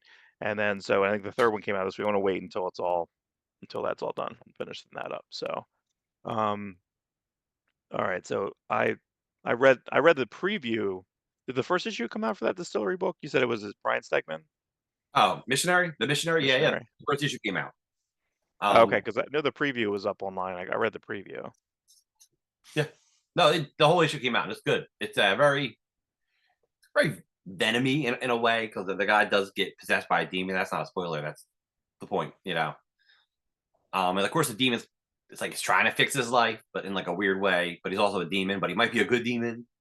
So it's a little it's basic in ideas, but the approach is fun and the art's fun. Mhm. Like I've always enjoyed Jason Howard's art. You know, actually I like his style now better than like I read Astounding Wolfman and I liked it, but like when he did Trees with Warren Ellis, uh, there was a Constantine character in that too, kind of. They weren't the main Right. character. The main character So was it like a was, kid, but like his style evolved during Trees, and then he brought that back. You know, he did a fill issue on Transformers a couple weeks ago. Did we talk about that? yeah, the Energon. It was a beautiful Yeah, issue. yeah. And yeah, so this book's really good. Ryan Stegman's writing it because he's actually, he's a pretty competent writer. His did you read his other Image book? What was it called? No research, anyone. Yeah, no, that was like the Like almost the like Harry, Top Cow book, right? Wasn't that like a, isn't it like the was Harry all Potter wings and grown stuff? up? Was that him? That Stegman? Or was that ugh, I don't next know. topic? We're bad this week. Need Missionary. more coffee. Yeah, the missionary is pretty good. Distillery is just doing a series of high quality books. You know, Yeah, I don't know. I mean, I tried to read I read the Blood Brothers Brother, something like that. That was the Rizzo's all painting it and stuff. It's gorgeous. it's Yeah, really it's really nice yeah, looking. These yeah. guys put And out. their books are all like magazine size, so I might wait and see like when they do trades and stuff. Like I haven't seen their trades yet. You know. It's so nice when a company really tries to put their all into something.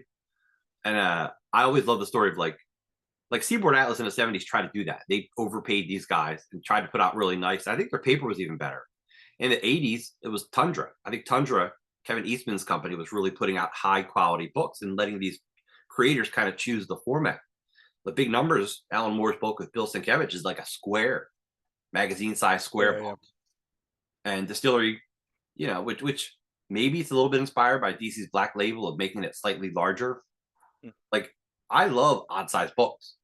I know some fans complain, oh, I can't put them in like I a hate it. comic box. I'm like, dude, they Right, all fit magazine box. Just buy a right, right. slightly larger Yeah, box. I have a Or, magazine box over there. It's a bunch of it's craziness. it's Yeah. what have or put them on a bookshelf. You know, Mhm. Right.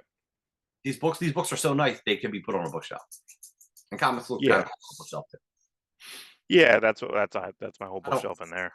I don't complain about different sizes. It's neat to do something different in this industry. Yeah, you And know what I Distillery have?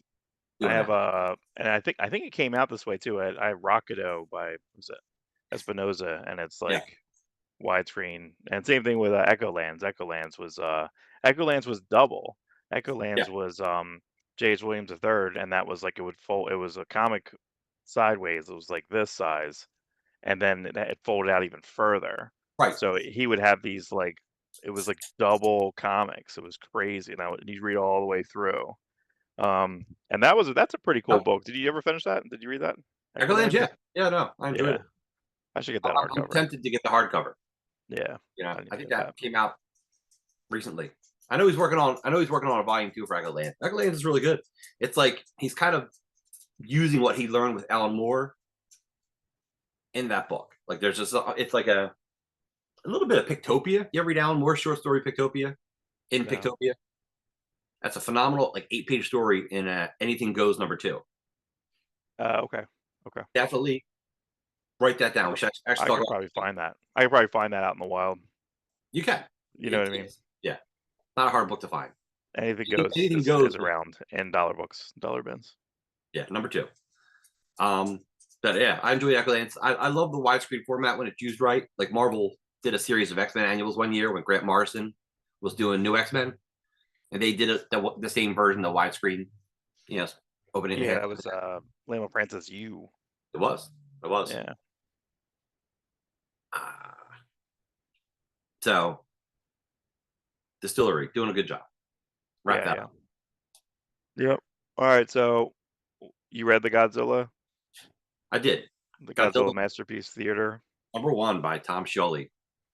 We are a huge fan of Tom Scioli and have been. I've been since probably 2000, 2001 when he Well, was I guess when he had won the Xeric 2000. grant.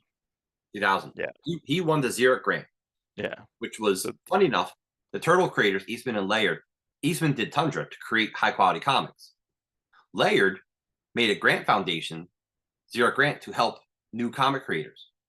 Like especially when comics had to be printed. I don't know if they do it now as much, but that was a really great award to win. You won a couple $1,000 so you could print your comic, and Tom Scioli won.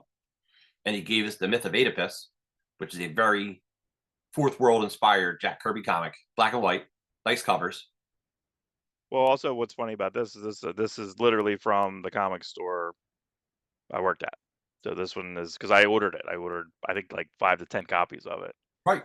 And because I was like, oh, what's this cover? What is this? Because I was like, it's very Kirby inspired. There's an essay in the back.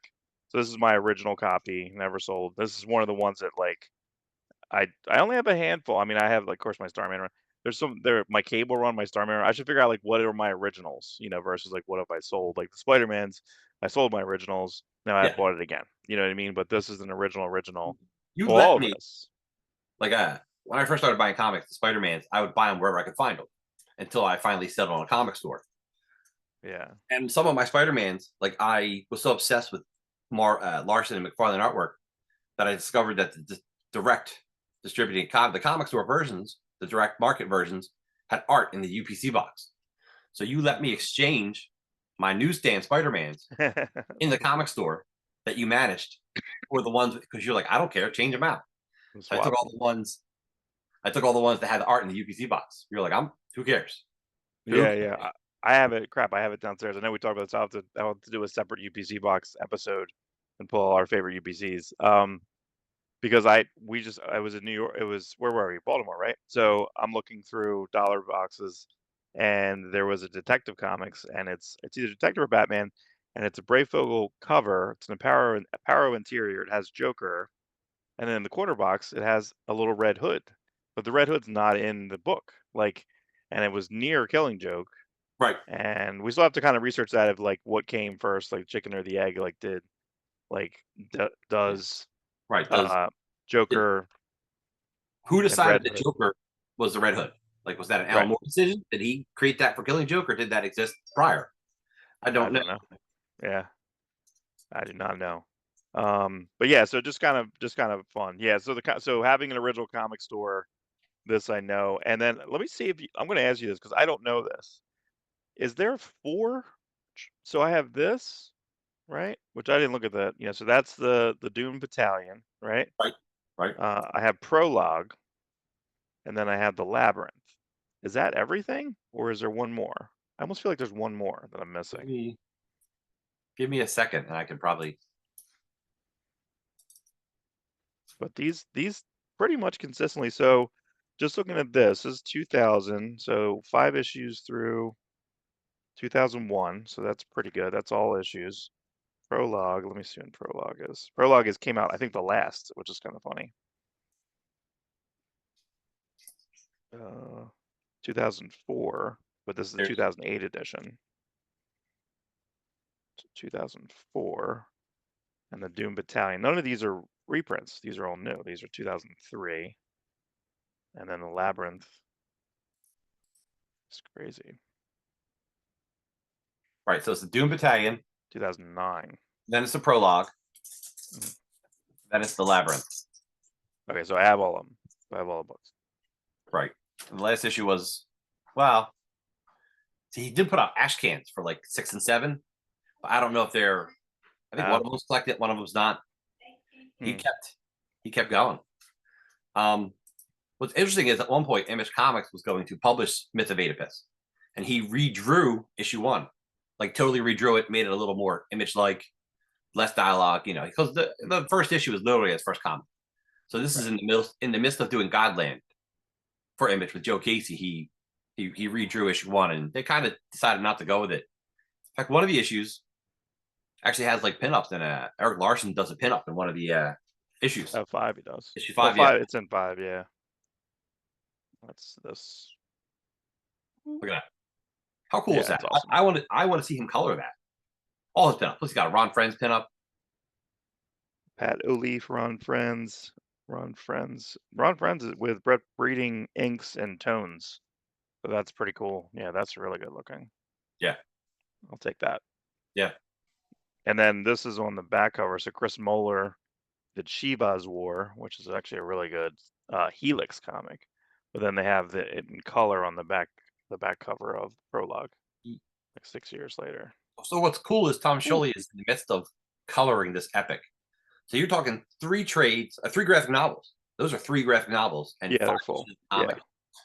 And ash cans. You know, you're talking 20 to 30 issues worth of comics. Yeah, he's done for this storyline. So he's colored the first issue completely. So just like 29 more to go. I don't know how he's gonna release it, but I'm always I do talk to him sometimes. You're on his Patreon? Yeah, I'm on his Patreon where he shares a lot of stuff. He has complete comics that he has not published, which he should get published. You know, he's got a book called Young Zeus, where it's kind of like an all-star Superman, but it's Zeus. That's at like the Superman age. Right. In this book, he had done Superpowers in the Animal line, the Gerard Way's DC line. Young Animal. Young Animal, right. And he did these backups in Cave Carson, which is like kind of the weirdest book to put these backups in. They were 2 pages, 2 pages, but they were huge.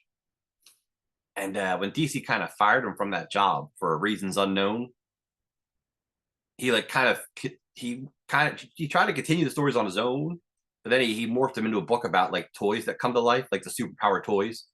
And he did a whole graphic novel, one shot about that. Never released it. But what you can get is amazing. You can get American Barbarian, which is an original graphic novel. Beautiful. You read that? Right. Yeah, I read it. Well, I read it on, I guess that was a webcomic first, right? Wasn't that online? It was a webcomic. And then he put out an ash can. And then he redrew it for the graphic novel. And it's gorgeous. Right. Yeah, I've only ever read it online. Okay. He did a Final Frontier, which is kind of like an oversized annual of a book. That's really great. You can get that. Can you get Satan Soldier, which is I was talking to him one time at SPX, and I had Eric Larson had finished his Supreme run, so I pitched a Supreme story to Liefeld, and I was telling Tom Scioli about it. He's like, "What? Eric Larson's leaving?" I'm like, "Yeah, he wants to do an 80-page special, and for you to draw a story in it."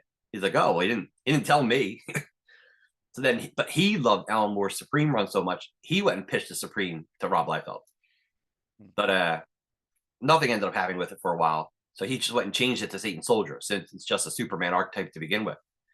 And he did a series of like just handmade ash cans, mini comics of Satan Soldier. I don't think he ever collected it. It's a little rough. It's a little rough compared to his other stuff, but it's really good. Yeah.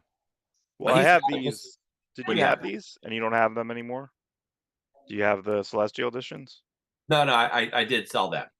Our friend Walt owns the original art to that cover. Does he? Is it in his house somewhere? Yep. He doesn't have it now. Oh, he has it. His uninsured house. Oh my god. Godland's Yeah, this is nuts. Yeah, Godland's really cool. Look at the that's really fun. How do I do this? There we go. Look at that. Yeah, so that's Celestial Edition 1, 2 is insane looking. Look at that. It's gorgeous. Same thing. Look at this thing. Oh my god. It's insane. Yeah. And then 3 is even that's scary. That's scary. Oh, there we go. Nice. Yeah, so these are one of the ones like this, and I have this reminds me that I also have the Glory complete in the same like format. You know, I'll never see the Sophie Campbell. I don't love dust jackets on hardcovers. Give me the art on the cover. It feels better. Those books are tactile. They're very well made, and they look great in a collection. And his I think his Transformers versus GI Joe hardcovers are kind of similar. Yeah, I can't. That's the thing is I don't have that, and it's never. They're expensive, aren't they, on eBay? It's very expensive. It's like always $150, like at the cheapest ever. I can buy the trades. The trades are okay, but I know there's extra stuff probably in the hardcover, and there is no scan of the hardcover and nothing. So it's like, but then so I have GoBots too. GoBots is excellent. It's really good. GoBots is really good. Yeah, GoBots. Now think about the Transformers versus GI Joe. Probably his biggest hit that he's had in his career. Yeah. He wanted to have Rob Liefeld draw an annual. Like he wanted to kind of lay it out, have Liefeld pencil it, and then he was going to ink it. But like the timing didn't work out, so he just ended up doing it himself, and it ends up being the Transformers versus GI Joe. It's like a meta Michael. What if Michael Bay had made a movie of Tom Scioli's Transformers versus GI Joe? And it's weird, but it's awesome. Yeah, Tom Scioli's great. GI Joe, the movie, the adaptation. It's like colon slash colon. Like it's meta and it's awesome. Yeah, I met him in one of the SPXs. I don't know if it might have been 2000, 2001. And I think I talked to him, but he didn't really talk. And that was, I mean, it's before he's a bit more social now. Yeah. But, and I just don't even remember. I know me and Aiden talked to him. And then this came out last year, which I did like. That's the Jack Kirby. I guess, yeah, this was, he literally took panels from this, what was it? Crash Comics, I want to say. That sound right? Crash Comics like 1, 2, and 3, and they had this Star Warriors, and then so he took panels from that and kind of reinterpreted it into this like kind of like 2-color, almost like charcoal book. Yeah, it's really cool. And this doesn't include all the the Stan Lee and the Jack Kirby. And I wonder if there'll be a trilogy. I mean, I guess trilogy is really, what would he do after that? I don't know. He did Jack Kirby. He's I think he did a story when Larson did the next issue project, which was basically he took a 40s public domain comic like Fantastic Comics, like say Fantastic Comics ended at number 25. Well, here's Fantastic Comics number 26. So it's all the characters that had been in Fantastic Comics done by different creators. You have Mike Allred doing a story, Tom Scioli doing a story, Larson doing a story. He did 3 of these books, and they are all worth getting. Because first off, they're Golden Age size. But then he puts them on like a heavier paper, a heavier cover. It's really a product of beauty. All 3 issues: Fantastic Comics, Crack Comics. The other one slipped my mind right now. Silver Streak. Is it Silver Streak? Is that right? Silver Streak's in one of them, yeah. And that's that's Paul Grist. Paul Grist drew that one. That's right. Yeah, that's something that I don't know. Those are one of the ones that like they just probably would never. There's no market. We're the market that collects it. We'll collect it. We'll collect it. Yeah. Tom Scioli did a story there. Herb Trimpe did a story because Herb Trimpe loved drawing World War II jets, so he does a story about, I think it's Captain Battle. Oh, right. And Captain Battle, I don't know if you remember, he's a public domain character, but he had an eye patch. So when all the Marvel movies were hitting, this one of those shitty Asylum type movie companies that make movies for Sci-Fi Channel, they did a Captain Battle movie. And he doesn't have powers, but all of a sudden, the last part of the story, he gets the costume, and the eye patch is part of the costume. He doesn't need the eye patch. He just decides to wear it because it's part of the costume he gets. Yeah. Captain Battle. That's awesome. Yeah, I like the Howard one. The Howard one was like gorgeous. He does Stardust. Yeah. Is it Joe Keating? Did Joe Keating write that? I think so. Yeah. Yeah. It's a beautiful story. Yeah. I feel like he didn't really get Stardust in the story, but it's beautiful looking. It's good. It's still a good story. Yeah, it'd be really, really solid.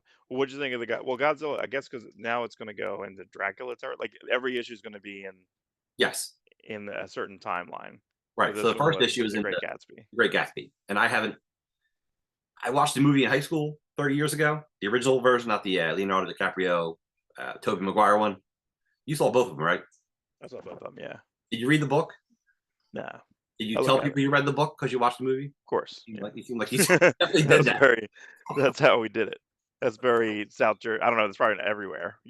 Probably read the Cliff Notes, maybe. Skimmed it. The original movie's pretty close. I assume the newer one's fine. But yeah, blitzy.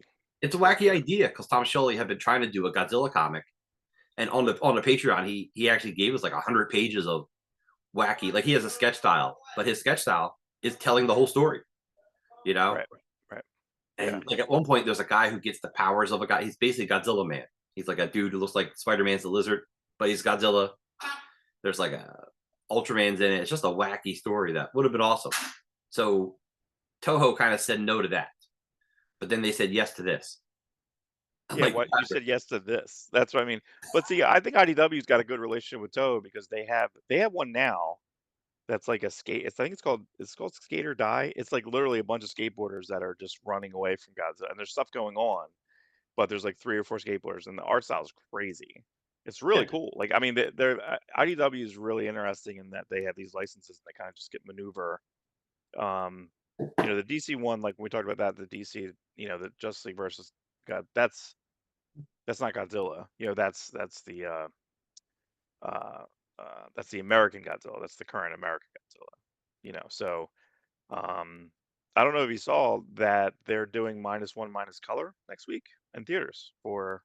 Right. I'm a big fan of all these things coming out in theaters. And even the other day when I was looking, they had Back to the Future 3, I think one of the days I was looking to go out, and then they had a Gundam movie. So I went to the movies last Wednesday because in like a live action Gundam movie. Yeah. No, it was a cartoon. Yeah, it was like a newer cartoon. But I just like that these theaters have these extra things. So I saw the partial Lego movie, which I guess you can just give enough money, you can license a movie and make it in the Lego style and maybe hire the animators. I'm not sure. Yeah, but I saw Piece by Piece, which was the Pharrell story that he wanted to do a documentary, but he wanted it to be in the Lego style. And I think when I got there, I think I took a picture of all the guys and put it in the group chat. I'm like, okay, got the theater myself. It's Wednesday. I bought it through Fandango app, and it's $5 off, and that's a cheap night anyway. So I went to the AMC up here was like $7, because it was $5 off in my app. So I'm like, okay, so that was fun. But it got really packed. I was surprised. There must have been 40, 50. I feel like that was more packed than Joker 2 the weekend before, which is a big movie. Right.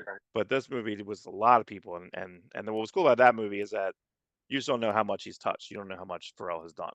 So the other thing, he wrote the McDonald's "I'm Loving It" jingle. You talking about? Like I didn't know that. Ba-da-ba-ba-ba. Yeah, we know it, but he sold that. That's him. So I mean that was pretty cool. But yeah, but Godzilla is coming back out for a couple weeks as -1, and I saw that when it came out. I'll probably do the same thing.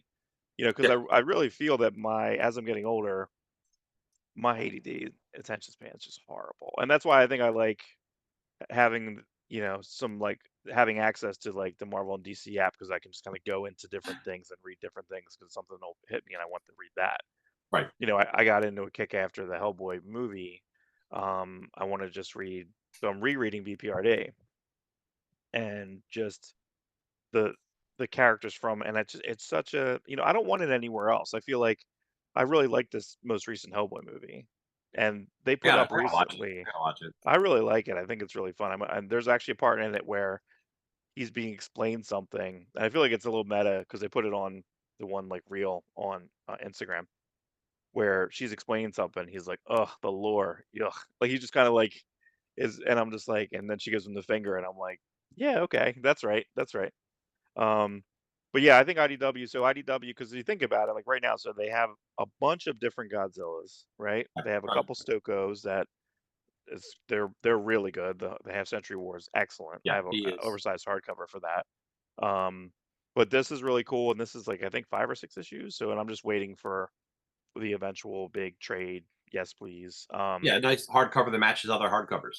You know, he's a great Yeah, person to follow as far as getting hardcover collections. Like he does care. He cares about how comics are produced and how they're right. collected afterwards. Yeah, I like the Stan Lee design. I like the Jack Kirby design. And we even talk But about that. He did those autobiographies of or biographies. They're not auto. They're I want to say the Stan Lee dead. one, it is really sad, but it also goes through him being like a bit of like the changed history and a little bit of like a hypocrite and him being difficult. So I don't think it's I don't, but I also think it's still a little bit It seems a little more more fair. fair. Yeah, Yeah, exactly. There you go. Yeah, exactly. We fair. just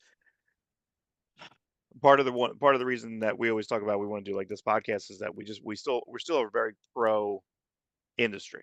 You know, as much as the industry is different than when we were younger, we're still pro industry. We're still pro nostalgia. We're still pro like put this out or do this differently, or we like the way that this is. You know, Yeah, even like they did a page break in like Absolute Wonder Woman this week where it was like coming out of the page. It was sideways, and it was disorienting. And I'm like, this is cool. This is comics. Like that's really fun. You know, yeah. like that opening of Spider-Man. We never saw Spider-Man that close. We never saw Spider-Man like that close to the camera McFarlane drawn. Spider Man. Correct. Yeah, Yeah, number one, you number never one. saw him because that's it was literally a level up. It was literally from like we saw the cameras here, now the cameras here. So it was just like it's really something. So even to have all of these different things, you know, to have this Godzilla is different than the skate Godzilla that I talked about. Is different from the very serious half century war from Stoko. You know, Right. like just like even last summer, you know, I saw Godzilla -1 3 times in like 2 weeks, and then I saw the -1 minus color like a week after that. But it's and then I saw the new Godzilla twice, the Godzilla Kong, which is just different. But it's literally by accident, you know, because they had like a very serious Godzilla, then they have like someone else got or Toho want to do this, and they just would kept Right. Right. changing stuff. He talks to one of them. He talks to Anguirus, and he says that like screw them, or he curses. He says they're shit or something. Like he actually is talking. They have a subtitle, and it's like so the weirdness and him fighting with Jet Jaguar, that's always with him on his back. Even what's behind me, the versus G.I. Joe. This costume comes apart a couple times. Like all the costumes kind of come apart. It's kind of nuts. So just it's kind of cool. But even to the next book that we want to talk about is the turtles. So we have they're still doing some of the Sophie Campbell stuff over here.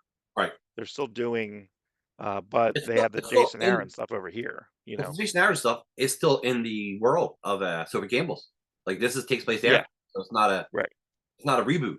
It's a refresh, and I always prefer Yeah, and that. that's what they should do. That's what they should. There's enough history in that, you Don't can go discount what back. happened before. Right, What happened right, before is garbage. Like you can discount Gwen Stacy sleeping with Norman Osborn. Let's not. yeah, I let's liked not. it. Nick Spencer kind of said, "Oh, that never happened." Like they like Right, right, right, ruined the end Nick Spencer Spider-Man storyline.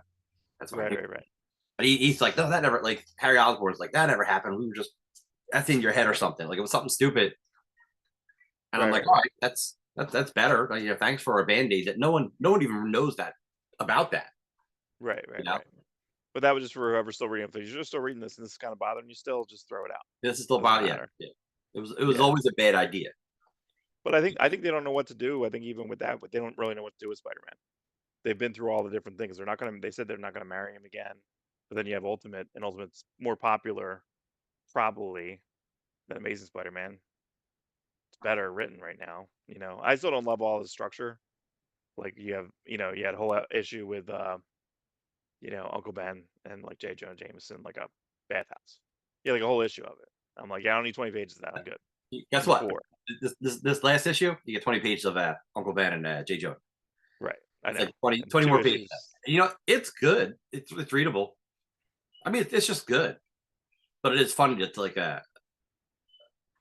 it's such a weird idea for a comic to like. We don't need action in a comic, And sometimes you don't. But when you're spending like $5, I don't know.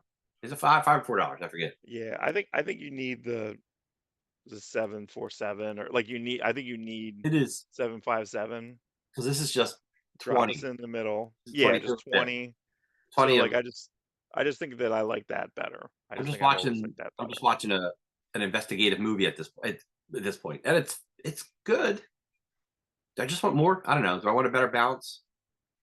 I don't know. I think that Jason Aaron I think does a good. This is the best issue I think of the Turtles so far. So we had the prologue and then 1, 2, 3. So this is Leonardo on an island. You learn literally about turtles. Now turtles like He's in India. ugh, it's so weird though. Like You they have should like impartial genocide. They throw bodies into the oceans because they I'm have to telling your throw it in the girlfriend. river. I'm telling your girlfriend you didn't know about India. Right. Called it an island. Well, it seems like he's on because it almost feels like he's on a desert island in the beginning at first, and then you realize he's not. Because that's Right, why I was right. thinking of Galapagos Island, well, the turtle. So, but you find out all these like kind of strange things, and it's very meditative, and then it rains. But this is Clipchang, ex DC Vertigo editor. You should work Uh, your new knowledge into a conversation with her and totally impress her. I Like don't somehow, think. like don't bring up the turtles. Like don't bring up the Ninja Turtles. You can bring up the other turtles. Hey, did you know? This is Nah, she'll know. I don't. She knows I don't read any text anything. anything So but comics. if I learn She'll be anything, like, it's like from a comic book or a what comic did you? podcast. Did you hear this podcast? Did you hear this thing? I can't believe I didn't know this. She's like, she didn't know that. I'm like, no, like, When okay. I was in college, taking a world civ class, the teacher, really knowledgeable, proper Jewish teacher, and we learned a lot from him. It was really eye opening. We were talking about ancient Egypt and Osiris, and how Osiris was like killed and resurrected, and and he goes, if you can tell me the next thing or whatever, I'll give you some extra credit points. And I went up and I told him the next thing. He goes, oh, that's amazing. Where'd you learn that from? And I'm like, a comic by Alan Moore. He's like, oh, I'm not giving you the points. Oh, he see, purposely. I'm like, but I knew it. But the fact that it was from Alan Moore's 1963, right. Yeah, you're not allowed to look Horse, from that. the horse comic. Yeah, Nope, but this is the doesn't best. count. This is the best one I think up and down so far. But now they're kind of all together, and it also was very serious, which is Leonardo's very serious. And then Yes, the last like 6 pages, they're all together and they're all fighting, and it's like the best. Like it's kind of like it's all quippy, and it's it's the like the best movie. trope. Let's separate them. They do their own thing. Then they come. It's like the Beatles. They all separated. They do their own I, thing. They come back. yeah, yeah. I almost feel like that breaks my heart though when you say that because like there's literally did you watch all the Get Back thing on Disney Plus the Oh, like I don't eight watch all of it. hour? Yeah, and I want to. I've seen some stuff that's amazing from it. There's an interview later on that Paul wish he knew because there's a conversation where I think George is talking to Ringo or George is talking to one of the engineers. And George is like, well, I have a bunch of songs. I only get one song an album. I have a bunch of songs. I should go do an album and then we can come back. And they weren't really about that life. So, but Paul, because you can see how kind of like I'm the leader of the Beatles. Who was that? Was that Paul Rudd as John Lennon Right, or no right. as or yeah no it's Jack Black as in Walk Hard. But there's a Paul interview where he's like, if I would have seen that, I could have had a conversation with George and decide to like not break up the Beatles and we all go do our things and then come back. Like that would be cool. Yeah, And that's not what happened. But George was like 23. It was kind of nuts. Like George was it is really young nuts. It, and he it's was writing these huge songs. But even when George went out on tour, I mean, George quits in the middle of the documentary, and they're like, "What do? We call Eric. We call Eric Clapton." It's like they're gonna replace him for they have studio time, so they're like, we need to record something.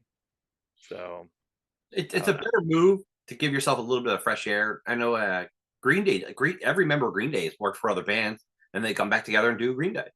I Right. often wonder if Kurt had lived for Nirvana, would Dave have gone off, done his Foo Fighter project, and then come back for the next Nirvana album?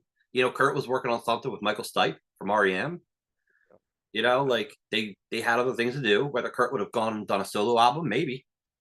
The members of System of a Down, they've yet to come back to do a new album, but they came back and did 2 songs a Right. couple years ago, and they're incredible songs. Right. Right. It's people need a breathing room. Even and even Image kind of broke up, and then they kind of came back together. Yeah, gotta get Image United. Who's trying United. to do that? Who's trying to pull that together? Jim Viscardi.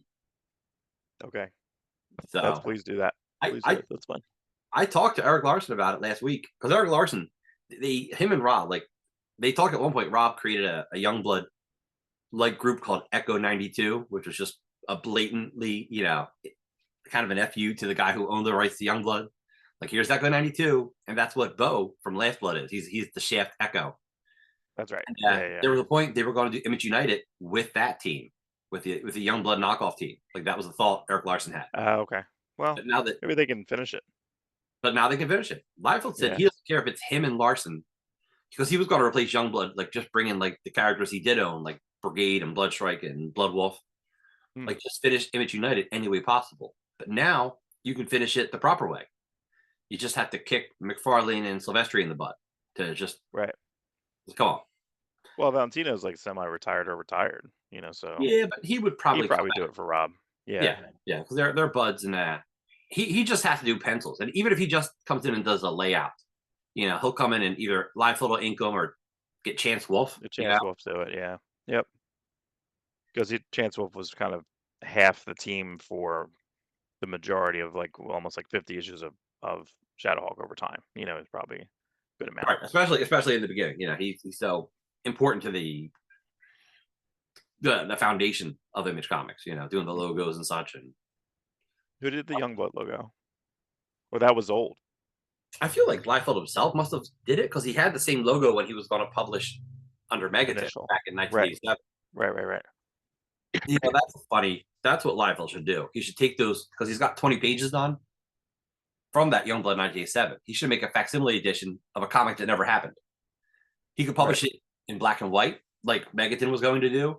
He should get like Eric Larson to do those retro colors for like a special edition. And then he did have it colored by Matt Yackey. He colored Liefeld's pencil because they're just penciled. But the cover he did for that in 1987 is inked by Jerry Ordway. Like Jerry Ordway had an established career, and Liefeld goes to him not having a career yet. He's like, "Oh, can you?" I guess he was friends with him. He's like, "Can you ink this cover for me?" He's like, "Sure." And then Jerry's like, he gives me this cover. It's got like 30 characters on it. He goes, "But I said yes." He goes, "And Liefeld was such a nice guy and such a nice kid. I just did it for him." Right. But I think I think that's Tim Dizon was supposed to ink Youngblood for Megaton. DZON. Yeah, he did all the Ron Lim X Mutants. Good line. Liefeld should hire him to do it. Like, say, retro ink this. Right. It's fun. He could do like 3 different versions of that book. And sell them on Whatnot. We'll buy them. Yeah, it's all on Whatnot. 20 copies at a time. So you saw. I had to work yesterday. I was happy to make that money while you saw Venom. I saw Venom 3. How did it go? Better than Joker. Is it better than Madam Web? Yes, it's better than Madam Web.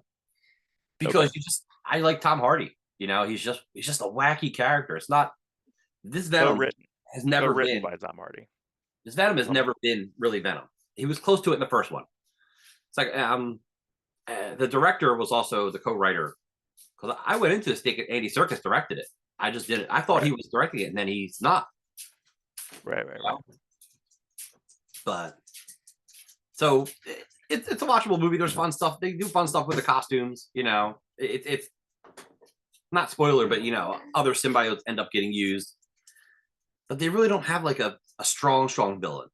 Like they have these xenophages. I forget if they were in the comic or not. They're kind of like aliens. They look like a cross between aliens and Brood. Okay. Right. Liefeld had a character named Scorn in his X-Force miniseries. It's a big alien-looking monster, and they kind of look like that. But they're all minions of Null. Null's in the beginning, Null's at the end. Null's coming. It's very Thanos at the end of Avengers 1. Right. But like, is Null anybody? Is he?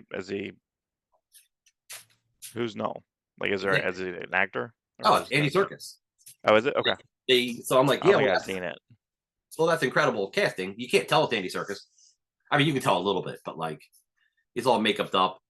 And the post-credit scene with him, like, the mid-credit scene is like kind of goofy looking, like they just did it last week. It's a very haphazard movie. It doesn't seem like there's no important to it. Doesn't add to a bigger story other than Null.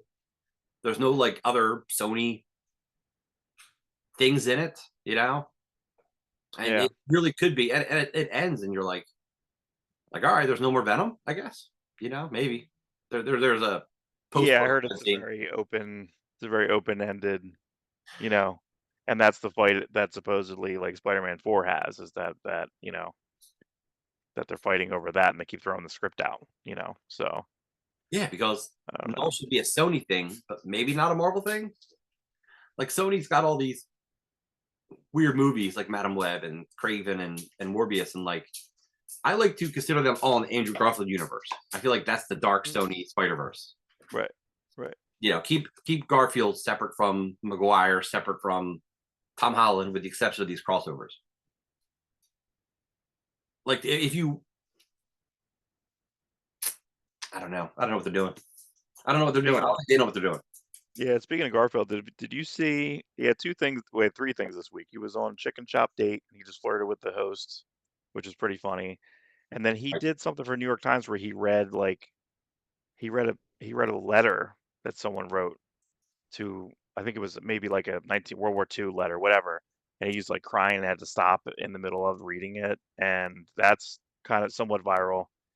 Um, but he was on talk about his mom dying to Elmo. Did you see that? No, I did it. Oh That's my harsh. God. But like it's interesting. It got recut into something else on Instagram.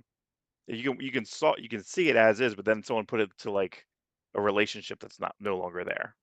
And it's Hmm. just weird. It's weird. I'm like, well, uh but yeah, him talking about grief to Elmo. And I'm watching, I'm just like, oh man. Like it was really something. But yeah, It's harsh, but you know, it's it's a a good real viral. thing. It's a good. The kid's got to learn to deal with grief. My kid, Yeah. you know, Yeah. between my brother and my dad, like their grandparents, like they've lost so much and so young. And I was fortunate as a kid to not lose a lot of people, you know. Right. Right. So it's good to have something like for younger kids to deal with that, or prepare to deal with that. You know, nobody wants to think about it, but it's good to have the tools necessary to help you grieve. Yeah, I'm well, watching, I but don't I'm just think it saying. gets yeah, I just don't think it gets any easier. It doesn't get any easier. Woo, woo, woo. Um, all right, so let's go back. We'll bring it back to Venom. So do you believe so the post credit, well, so the mid credit, I took a screenshot of it. So this is who they thank. They thank Donnie Cates, Clayton Crane, Ron Garney, Lara Hama, Len Um, Kaminsky, Brian Level, Ron Lim, Greg Luzniak, big Ray Luzniak Luzniak. fan. Big fan. Clay McLeod Chaplin, I don't know Peter who that Milligan, is. Duncan. Yeah, I'm not sure. Duncan Rouleau, Evan Skolnick, Ryan Stegman, um, Gio Villanova, who is I think does like the cartoony Venom one with Spider-Man, and then Patrick Zurcher, uh, Conan artist. But it has up top Venom created by Todd McFarlane on the lead. I Todd know. McFarlane and David Michelini. And that's not true, No, really. it should be vice versa. I mean, Dave You Michelini. barely have to give it. Yeah, you barely have to give Tom McFarlane like credit on that. Like to me, What in you my give opinion. what you give Todd McFarlane credit for is making Venom the most popular Spider-Man villain for 20 years. Because if he wasn't drawing that book, would have just been another Sin Eater. Like nobody cares about the Sin Eater. Nobody. Right. I mean, like, and he was a character created a couple years prior to that. But even 300, he doesn't look that menacing. He only looks menacing in 314 or when did he come back? 315 with a Hydra 315? Man. Yeah, Yeah. 315, 16, 17. Yeah. He But looks then I would even but then the evolution of it going to Larson and then the big tongue and then the Larson made him and even then Larson. You know, Larson's Amazing Spider-Man sold better than McFarlane's. Like the sales in that comic right, just the go up. momentum of it I think Yeah. is there was no choice. There was no choice in that, in that progression. But that's how that Spider-Man book. But I'm actually was kind of surprised Venom didn't show up in that. But then he left. You know what I mean? He did Ghost Rider, Morbius, and then you know Well, I don't wait, know. he was supposed to. That was full. If McFarlane stuck around with Spider-Man, he had 4 storylines he wanted to tell, which was Lizard, Wolverine, Venom, and Green Goblin. Now, the Venom would have looked awesome by that point, because you're talking about 1990, 91 McFarlane. How weird would that have looked?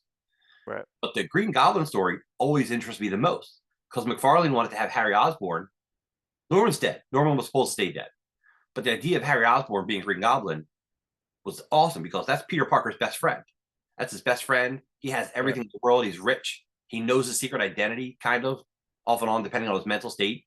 So really, Harry Osborn as a Spider-Man villain is so much better than bringing back Norman from the dead. Like, when they brought back Norman from the dead, I felt like that was a mistake. You should have raised Harry and kept Norman dead. And that's what McFarlane wanted to do. McFarlane had a great, like, he said that in an interview, basically, and I'm like, that's genius, McFarlane. That's the best. I don't know if he could have wrote it as good as his idea is. You know what I mean? Like, McFarlane's writing level was only so far, but his ideas were really solid. Right. I would have loved to have seen that, and I would love to have seen his new Venom story. You know, a modern, you know, the last Venom story. McFarlane was up for drawing the Venom miniseries, Lethal Protector, but he opted out. He opted out of everything. He was supposed to do a Wolverine cyber story for Marvel Comics Presents, but he opted out of that, which is awesome, because we got Sam Keith. Right. That's what made Sam Keith. But that was when him and Peter David were nice to each other. Who, McFarlane? Yeah. You know what I love? I love that Peter David sent him a Hulk issue. McFarlane is like, this is too much dialogue. So he took half of the script and made it a full comic, just so he could kind of showcase his artwork a little more. So I can't imagine how pissed Marvel or Peter David was. But McFarlane might have been right. Like, it's a harsh way to do it. But like, people love art at comics. Like, as much as we love the writing, and writing really keeps us in there, it's the art that we just love it. So McFarlane was, in a weird way, he was right. You know, going against the grain and like just taking half that script and spreading it out a little bit. Smart move. Right. Wasn't that what basically Scott Lobdell got that with, like, Wildcats 1, right? Like, he's got a bunch of pages back with tanks on it. Yeah, he goes, I did not write 7 pages or 12 pages of Spartan fighting a tank. You know? Right. Who was supposed to? Oh, John Cassidy. That book was originally going to be offered to John Cassidy. Oh, the Wildcats? Yeah, that volume of Wildcats. But they chose Travis Charest, which didn't last long, but in the end worked out better for us, because we got Planetary. Yeah, and then we got the Joe Casey, Sean Phillips, which is Wildcats, and then Wildcats 3.0 with Dustin Nguyen, which is also that stuff is so good. That's some of my favorite Wildcat stuff. It's like Jim Lee and then Joe Casey's Wildcats. Yeah. Yeah. So I don't agree with that lineup, David Michelini and Tom McFarlane. To me, I don't know, like, but I think that's, well, Michelini's even said in different essays and interviews and stuff, like, he already had it mapped out into this, and this. It doesn't matter who was drawing, it's just whoever's coming through. You know what I mean? Like, it's not, that's kind of how the Michelinis went. That's the situation of it. He's almost like Mark Grunwald. Like, when I think of Mark Grunwald, I don't think it's like, oh, it's going to go from this to Paul Neary to Ron Lim to Rick Livens to, you know, like, it's not Dave Hoover. Like, it's not like it's Mark Grunwald through.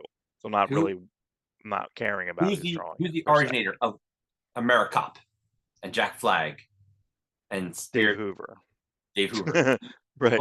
I forget the woman patriotic. Like, all of a sudden, you know, and I like those characters.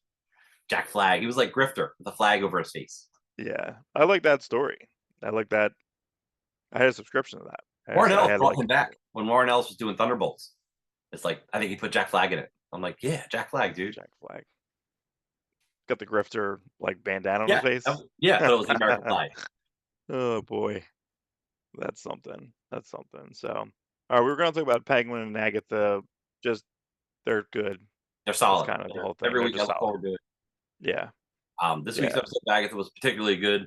Kind of a witches, you know, with Wizard of Oz, and it was. I don't like to spoil TV shows that are just a week old, but it's been really good. And Penguin's been really. And the thing about Agatha is it opens up a character to the greater Marvel universe. You know. Yeah, so, the kid. No. Well, the kid. Everyone knows the kid is that. That's not a spoiler. Everyone knows he's Wiccan. Billy. Yeah, he's Wiccan. Yeah. He's Billy Maximoff. Right. Penguin they did surprised me. Was it Johnny Needy or something like that? He got offed, I which mean, was a right? surprise, and then she Edie. changed. Yeah, but she changed her name like to Gigante. Like she's like, yeah, the Falcons are dead, and that's it, and that's me. And I'm like, wow, you know. But I like that scene where she puts all the money on the table, and the Yeah, guy's like, oh, and the boss is sitting there, he's like, you can't do that. And he's like, yeah, well, my family made a lot of money off you. That a lot of this is your money. They just start yeah. taking it, That's you like know. socialism and work. Like we make the money, we give it to you. Like it's not so much socialism as it is in Europe. They have an idea where the more money the company makes, the employees get a larger cut, and that's what she's Mhm. doing, and it works. And now people are going to work for her. And I love that the money's covered in blood. Some of the money is just sitting in Oh yeah, the blood yeah. of Johnny Vitti or whatever. It's Well, like, even that's what's kind of crazy is her entire drug empire is from the drugs she took in Arkham. She's putting on the street. Like yeah. it's kind of nuts. Like there's this sedative drugs they used. I still can't get over that Arkham. Oh my God, that's like the That opiate Arkham in is Appalachia. so better. What's that? Yeah, the Yeah. idea the drug companies started the opioid epidemic by giving it, prescribing it, Oh right. and people Yeah. needed more of it. It became a black market thing, and that's what they're doing here. Here's a medicine that is working in Arkham. It's working too well in Mhm. Arkham, Right. Right. Right. where people were doing shitty things to get it, And and then now you it's have at the end, you have like the Penguin Cave, kind of. how cool is that?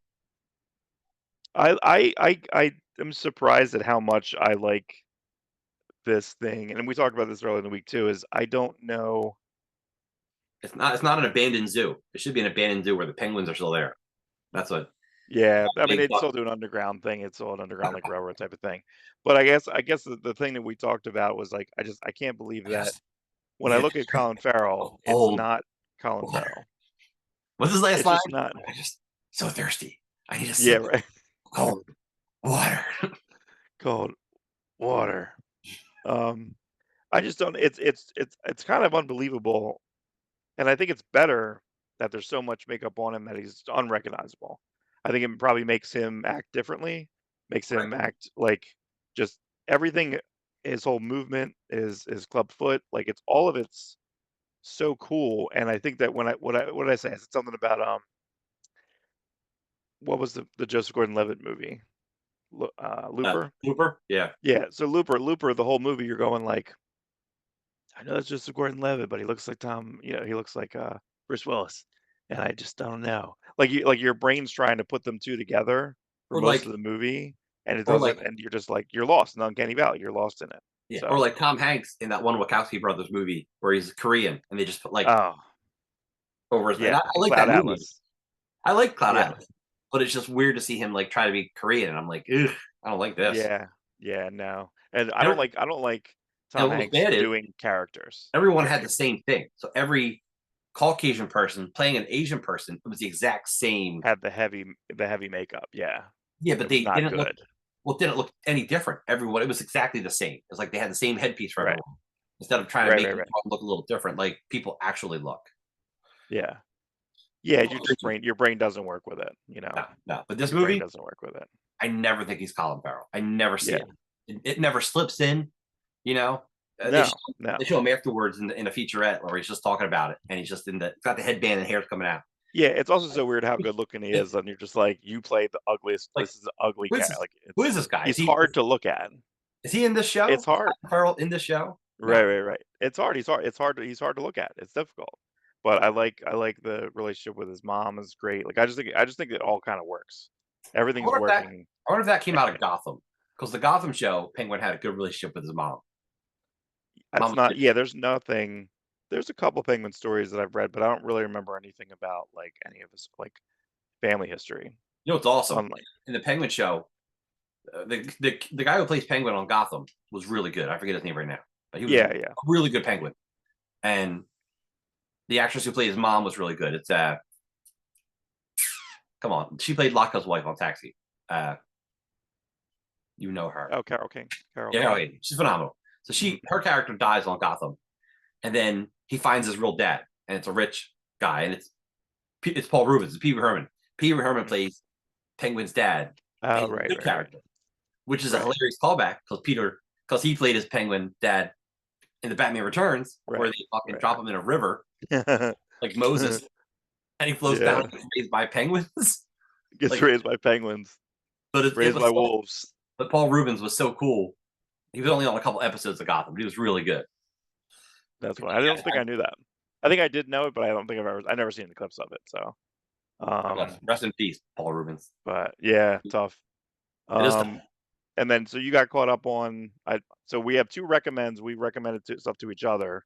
I said I gave up on Shrinking, and I didn't read some comics last night that I was supposed to read because I watched 8 episodes of Shrinking. I don't know. That's the whole first season? All the way up. I'm all the way up. No, because I want to say that the first season had 12. I think it's 12. Okay. But I only watched like up to 4. So I watched 4 to 12, and then I guess the first 3 of this season. Oh, wow. You are caught up, dude. I'm all caught up. And that's the thing is, like, I had nothing going on, which is, I guess, okay. But, like, I'm just sitting there, and I'm like, it just goes, like, next episode, I'm like, I don't even know what time it is. So, I just, like, it literally was from, like, 7 to, like, 10:30 or something like that. I don't know. But I know what you were saying with the Brett Goldstein situation.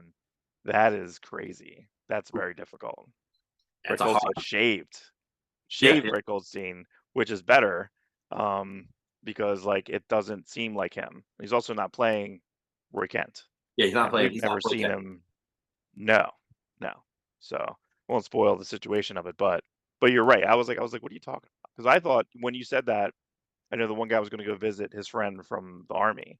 I thought that's who he was going to be, but I'm like, he's older than that. He wouldn't be that guy, army buddy. That doesn't make any sense. So like that's what I kept thinking was going to happen. I was like, how's he showing up?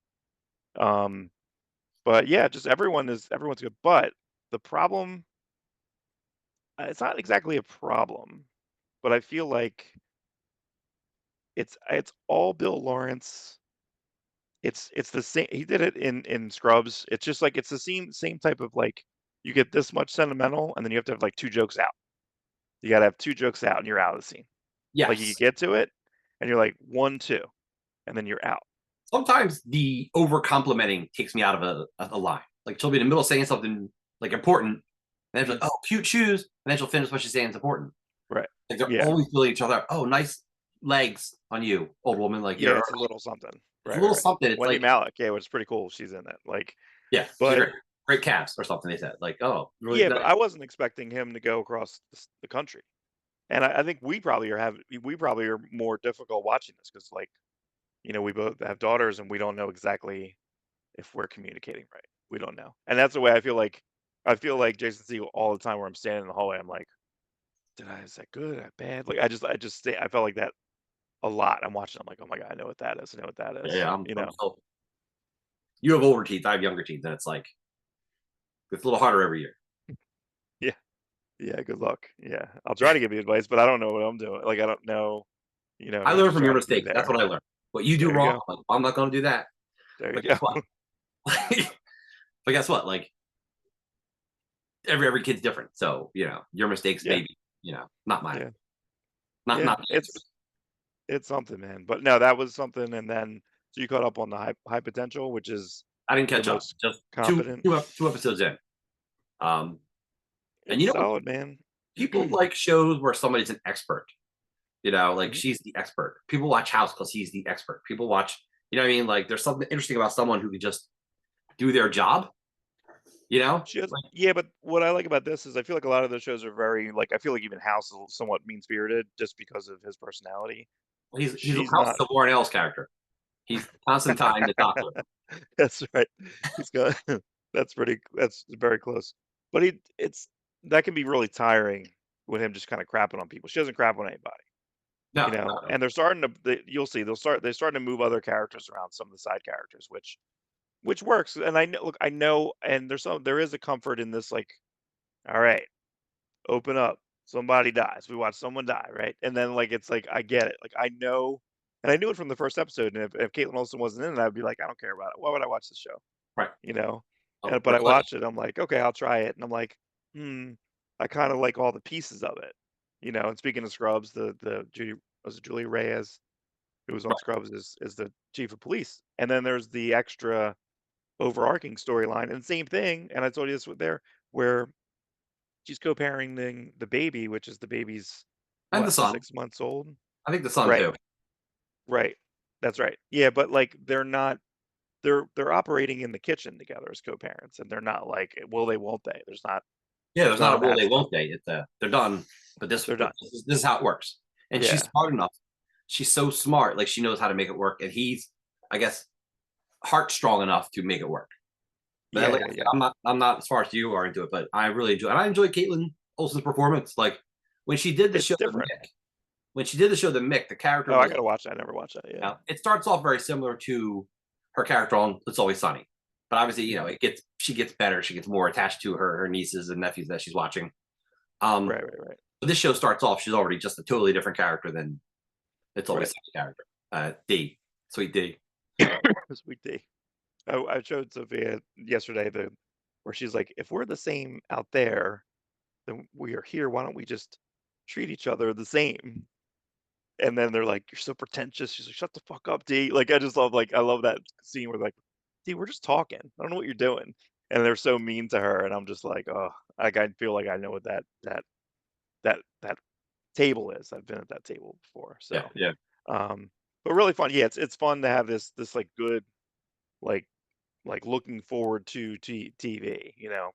I'm getting used It to is. that, which is I nice. enjoy it. I'm enjoying Superman and Lois right now. Penguin's good. Yeah, I saw a Lois just preview of that. I guess I didn't know that the one guy that I really liked in Walking Dead is Luther. I think I did know that, the guy who played but Abraham. yeah, He's good. He's a scary Luther because he's he just looks scary, man. yeah. Yeah, so I need to, but it's so hard for me because then like completionist OCD mark, I have to go and watch probably watch 5 episodes, first 5 episodes. That's probably it. So now I have to watch 1, 2, 3. Guess I could have it on the background, you Arrow know. and Flash hooked me into the CW universe real hard in the beginning because they were so good in the beginning. Yeah, But I'm that guy who I Flash can't. season 1 is ridiculous. Yeah, What's I can't what's stop crazy a about show. Flash season 1 is I'm surprised because I watched the Flash season after the Flash movie. I needed to have almost like a palate cleanser. Oh, So I came home and I watched Flash the final episode of season 1, last episode, which is the best episode. yeah. That was Dad died. Dad died that episode. No, that's when Is that he goes and waves away. That's when he goes to see his mom, tries to save his mom. He's going back in time, and then another right? Flash is there, and then I think it happens in a different part, and then it gets waved away or something. Um, and yeah, or I think I forget which Flash is anyway. But then he Right. talks to his mom, and it's ridiculous. It's insane. Yeah, Um, it's so and well done. yeah, it's done okay in the movie. I understand it, but it's just but apparently even the tears, I think that the corridor guys did a thing where they showed that scene. Is he didn't cry in that scene. So what's his name? Ezra Miller, band Ezra Miller. He didn't cry in that scene. Those are CGI tears. They dissected the scene. They're like, he's not even there. Like a lot of the stuff is so weird the way that they shoot these movies if they're not even in the same place. He's You saying know? he's saying the lines instead of acting the lines. Yeah, he's just saying it. Yeah, so I don't know. It's a bummer. It's a bummer. So, but yeah, I need to kind of catch into that. But that first season of that. But even then, even going to the last episode, you have Robbie and you basically have Firestorm. And you Yeah, have a lot of elements in the and I was like, wasn't it season 2? My brain put them later. They accelerated that in first season. First season they have a lot of why things. it's so good. But maybe that's why the later seasons suffer because they go away from Right. being a Flash show and it becomes like the cast show. Everyone has powers. I didn't that's where everyone just got Everyone powers. it's just like Arrow. Oh, you're a friend of mine. You're a vigilante now. You're my Yeah. lawyer. Just be a vigilante. Like You're a vigilante now. it's Right. like You're now a vigilante. Well, that's the one thing. It was that they never did that. That was the rumor they were going to make him almost like the Jon Stewart. That was that seemed to be the way they were going to do that. right It with was with, going to with, be with Diggle. Yeah. yeah. And that never happened. He's great. He's such a good character too. And weren't they supposed to do a show an Argus show? Yeah, where he was supposed to train new heroes and it just didn't happen. I don't know if that's because of Zaslav taking over or they just wanted to get away from the CW show so they could focus on the DCEU and now the DCU. I Right. think they just Right. wanted to stop doing the TV shows, which Yeah. I'm fine with because they kind of meandered at the end. I still like their Christ on Infinite Earths crossover is really good. Their crossovers were always good. Yeah. The Crisis one in particular has a phenomenal amount of cameos, and that's pretty well done. The only cameo I didn't get is I really wanted Justin Hartley to come back as Green Arrow to see that Green Arrow. That would have been a cool cameo. That would have. Because Justin Hartley was already at that point. He was already doing This Is Us. Right. Well, we had well, I think my favorite cameo in that was just that. Well, it wasn't even really a cameo. It was almost like a co-star. It was just having Brandon Routh as like Kingdom Come Superman. Oh, like just crazy. So good. Like how big he is, like, and the body shape of him, it's just nuts. Like that. Yeah. That's the best. Yeah, that was the best. I'm like, can we get him back? Can we give him another chance? When Henry Cavill pissed off Warner Brothers, I'm like, not against Brandon Routh coming back. He got shortchanged. Yeah, I wonder. Like, I mean, that's why. Like, I don't know. Oh, do you know that? And I meant to put this in here, but like, there's an Avengers Lego. I was just thinking about Lego again with D-Man. It's called like Avengers Demolition something. Yeah, I saw that. Plus. I didn't watch it though, but it's like, did you see it? Did you watch the show? No, I did not. Yeah. But like D-Man's got his own like one shot like show. It's like, what the heck? Like, and all of them, I think Will Friedle is D-Man, which is pretty cool, which is pretty funny. Yeah. So that works. Maybe I'll give it a chance. I think I watch almost everything. I mean, I just told you I watched every CW show through to fruition. Right. Even watched that crappy Gotham Knights. I got through that. Oh yeah, I can't do that. I don't think I can do that. Yeah, I'm too much of a completist. I don't not watch a show. Yeah, like that's the thing. I was like, I'm going to commit to the Venom thing. I'm good. I'm never going to watch Venom. So, but I'm always trying to. But again, we're always trying to figure out like what I'm going to watch this week. What am I going to have in the background or whatever. So maybe I'll have to go through. It was interesting. Is that the CW guy? It's Guggenheim. Yeah. And he was set to do the Green Lantern show, which started to get casted. Do you remember hearing Hayden Christensen was supposed to play Alan Scott? Remember that rumor? No. Yeah, that was good. Thing. So, but yeah, then they wiped off that Green Lantern show to do the new Green Lantern show, which is I guess a True Detective-ish take. You know? Yeah, I don't know. I'm so not looking forward to that. Like, I just don't care. I don't know. We say we don't look forward to it, but then like, I wasn't looking forward to Penguin, and it's like, yeah, I wasn't looking forward to Last of Us, right? We're gonna do Last of Us season 2. Okay, so I'm like, you know what I mean? I don't care about Last of Us. So yeah, if you do it right, again, the same thing with Penguin show. I'm just like, you told me 2 years ago, I'm like, yeah, there's gonna be a Penguin show and you're gonna love it. I'm like, okay, sure, yeah, on HBO, sure, yeah, on HBO, yeah. Nope. I don't think so. Yeah, it's gonna be a nightmare. So, but they're gonna go back to like the shop is like, I really like the Captain Blue Hen like layout, but I did buy literally. I felt very, very like in the store because they were this. One of the clerks was talking up Absolute Wonder Woman. So I was like, you know what? I'm just gonna buy a copy of that. Buy a physical copy of that. Yeah. I can always trade it later. So it was nice to have a physical copy of that. But I got my read this weekend, and I think I texted you about it, and I think you read it. It's the Dracula. Yes. I guess that's good, right? Good. Which is the Dark Horse, and this is going to be annual, I guess. So this came out earlier in the year through the Kickstarter. This is $30 through Dark Horse. Really big. The pages are big. I can't show that page. But just like ridiculous art. I'm gonna give this to my dad to read because it is the origin of Dracula. It is what Matt Wagner and Kelly Jones. Yeah, really gross stuff. I forget. Kelly Jones inked himself. Did he ink himself? Mm-hmm. Yeah, the last couple of years he's been inking himself. It looks the most. That's how you get the most Kelly Jones. Let him make himself. This book is great. This book is dark. This is an origin of Dracula I've never seen. It is well thought out. The art is so like when he designs a creature, it is just unique. Yeah, the monsters are horrifying. Yeah, so it happens in like this format. They got little flaps, which is nice, Yeah, but I listened to them because now they're kickstarting the second book, and is that when the brides? So there's like an issue of like a whole like the brides is just the whole second, and this is probably 100 pages. Yes, 110 something like that. Yeah, but like just really cool. And I'm actually kind of mad I didn't get this in hardcover. You could only get the hardcovers in Kickstarter.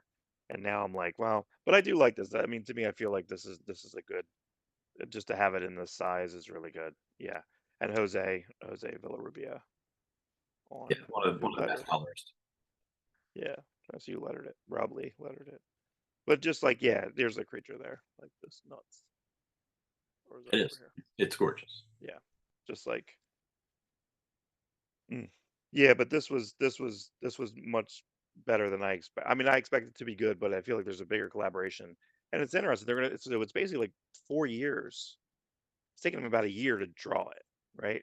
They're coming out they're coming out every summer, but then they're going to come out every October next like 3 years. It's four books. The Kickstarter will come out in the summer, and the Dark Horse version will come out Come in out before October. Halloween. That's Yeah, a good move.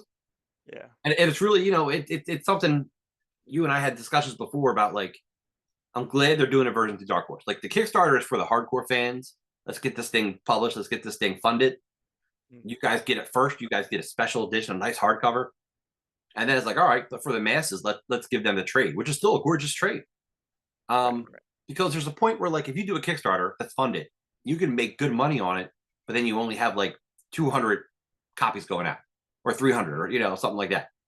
But through Dark Horse, you could potentially have like 5 to 10,000 copies going out. It could be an evergreen book, which this book should be. Right. Should be. Yeah. Keep this book in every year they put out the new issue. Bring the old one back in print. Until you decide to collect it all in one gorgeous 400-page omnibus. Yeah, I'd rather just. I like everything about this edition. So I'm Yes. happy to buy it like this. I'm happy to buy it. But I was thinking, and then there's apparently like you can only get the Matt Wagner variant. I don't even want to look at it. I don't even want to look at it. Like that's. I guess that's the other thing. If they did a library edition, I may do something there. I Yeah. may do that if they do a library, like Like the a Dark nice, Horse library editions. like the Hellboy library editions. They're gorgeous. They're clothy type covers, little Yeah, that's it. They're really Magnolia bad. drawing. They're bad with my cats though. I have the first. I Yeah. have the first one signed by Magnolia. I'll say your white cat loves those books. It's just, is this black felt? Let me just rub it Just all lay over. on it. Yeah, let me just lay on it. So yeah, I was really happy to see that. And again, I was happy to pay for it, like in full. Like I was like, I'm gonna buy this at the comic book store and give the comic That's book store. great. Helps the You know what I store, mean? helps Dark Horse, helps Wagner and Jones. Yeah. So good. So again, because I don't exactly have like an LCS where I live, so it's more of a situation where am I, and I'm only buying very specific things. We have weird issues like comic stores not getting new comics anymore. That's a weird. Yeah, South Jersey's pretty rough right now. Like just like it's I think the industry or they would share it. I knew a couple stores that they would share accounts, and then go to the other store and get their handful of teas because they have minimums. A lot of these guys just have minimums and they can't afford the minimums on this. So that's difficult. So that's why I was hoping that, like even these stores, they still had about 6 copies of Absolute Wonder Woman, which, and I heard that didn't sell as fast as Batman, but still sold out pretty much everywhere. Same thing with Batman. I don't even understand how Absolute Batman sold out. It's confusing to me. But it comes to that mindset of like, are they going to buy 500, 600 copies? They might not have the capital to buy it. Like, you know what I mean? Like, they might not have it to do this. These stores might not be running on any type of profit margin. So, but no, I was happy to. I mean, again, but that's what I mean is like, this is a very good. And again, you have the spot matting on the logo and the blood. So like, and again, just having this bigger format.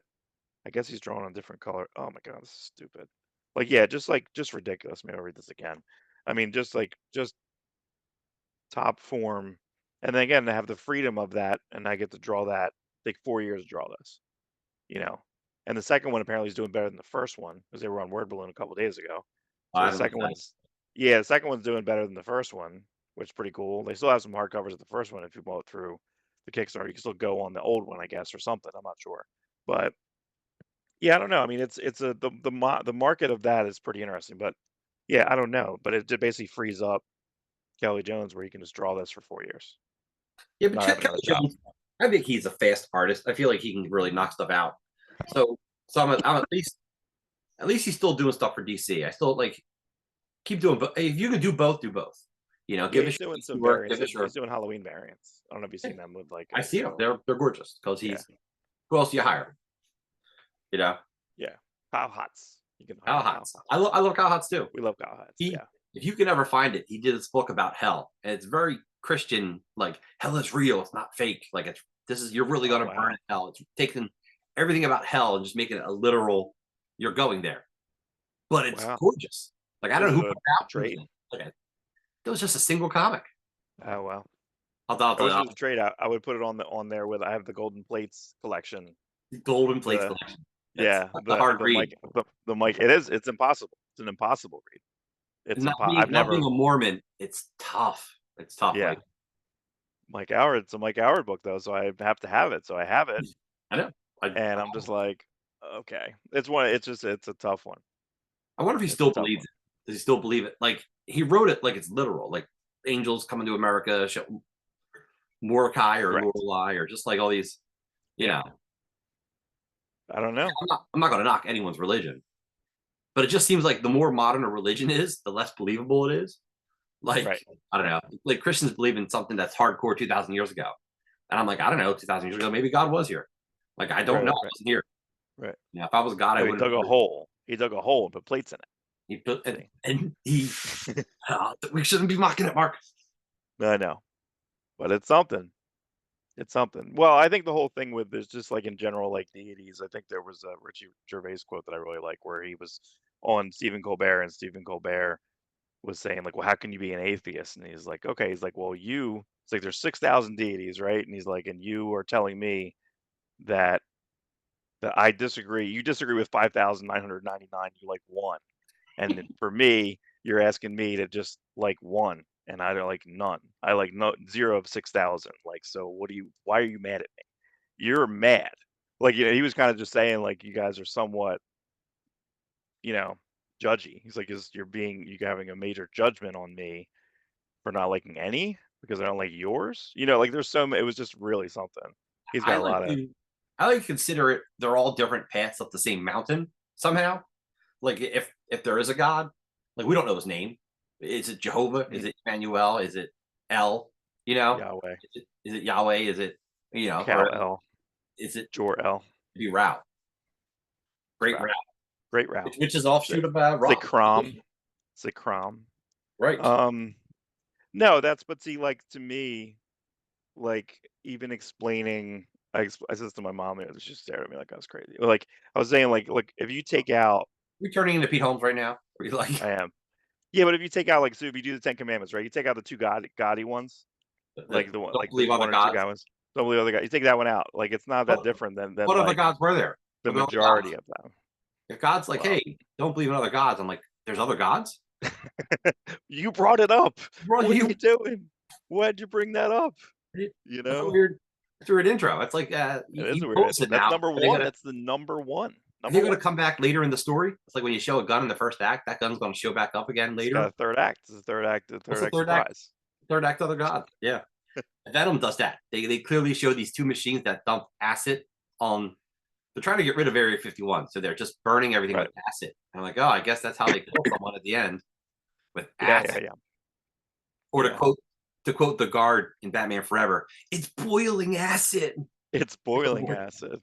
Because you got to heat it up to make it more. Thanks for putting that in there. I didn't know. Did Two-Face heat that acid up? That's what I want to know. It's like they're like boil that acid's not hot enough. Like it already destroys metal, but if it's hotter, it destroys the metal quicker. How many Two-Faces have we seen? So that Two-Face origin literally is on like a TB. Yes. It's like, which had an angle that there's no way there's a camera there next to Harvey Dent with the guy running at the camera like throwing acid. Also, like it's so weird. When the acid hits his face, the paper's not covering it completely, so you should have a weird more burn instead of this perfect, overly perfect line. You know, I don't know. Like you had to have Harvey Dent in the Joker 2 movie, and you don't even really see the mangled part. Like it's kind of just he was like, why you have Harvey Dent there at all? You're not gonna do this. If you catch it, you catch it. If you don't, you don't.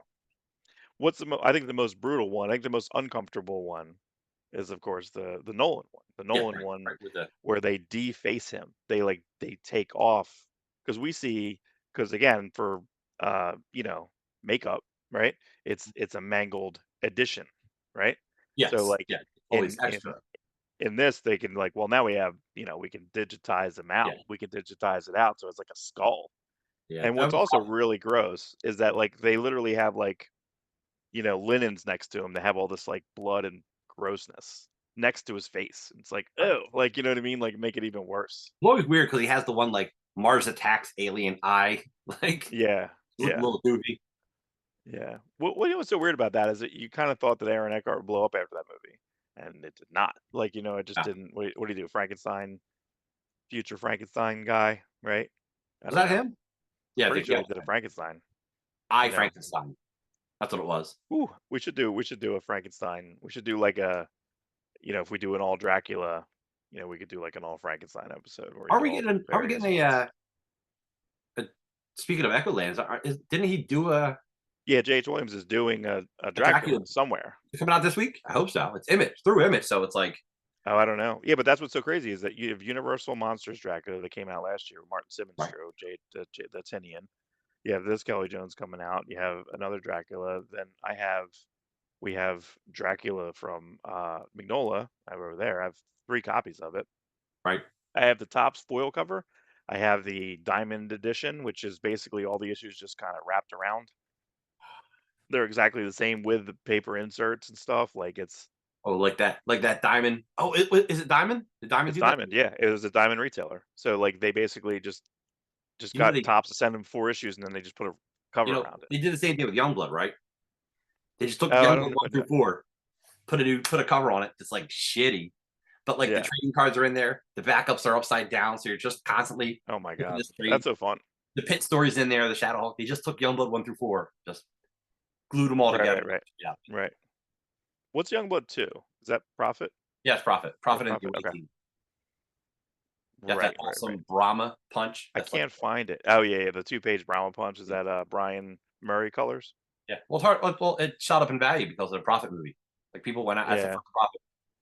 Is that crazy? Yeah. Youngblood 2, hot book. Youngblood 2. So I guess talking about that, we'll just lead into what the final thing is the book I got this week.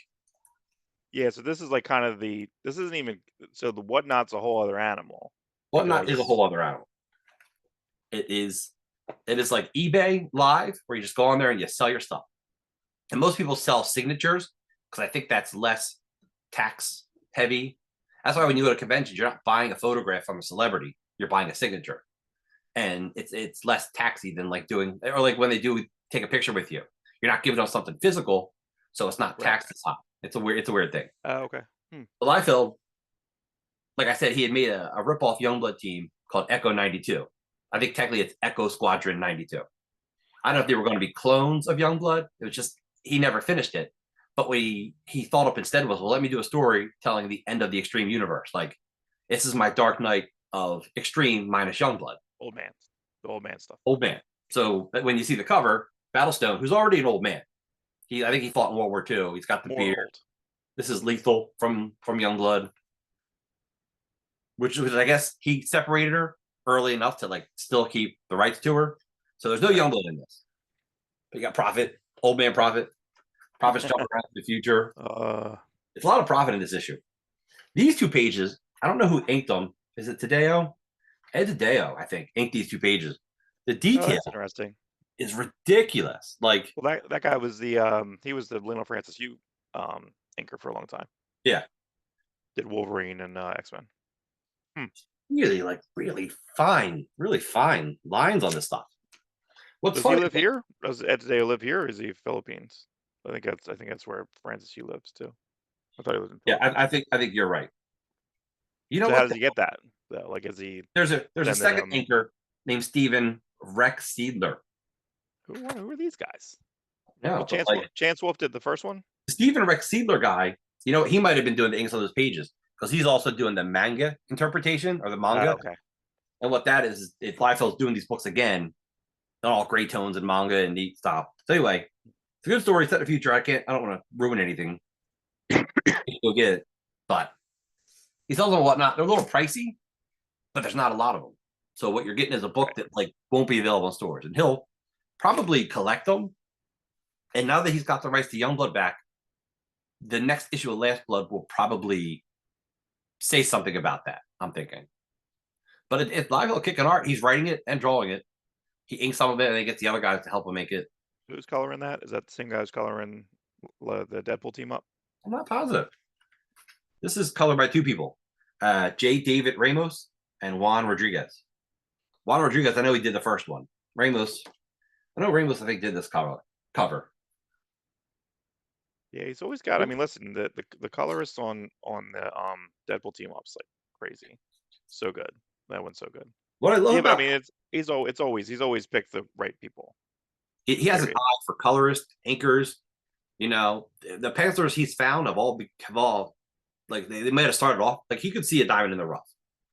You know, I'm surprised there's that many. There's two different colors, two different inkers in there. Not Chance Wolf. Chance Wolf did the first one. Chance Wolf did Marvel Team Up. Yeah. The reason there's two inkers is some of the stuff in it is older. Like some of the Prophet pages, I think it was going to be a book called Prophet 50 or Prophet 2020 or something. It was going to release a couple years ago, but I don't know if he did more pages for it or just opted to use those pages in the story, which is fine. If you have pages laying around, use them. You know, he's got a couple pages that echo 92. You know what? Use them. You know, he I think Liefeld gets excited sometimes and moves on to the next project. Sometimes a little too quickly. You know, and then fans are like, I wanted to see that. Oh, I wanted to see that. Yeah, but this is the case where, hey, Youngblood Year One, I always wanted to see. That was never happened. Right. He did a bastardized version of it that just was not really good. He didn't draw it, which is the whole point. Youngblood Year One was supposed to be drawn by Liefeld, written by Busiek.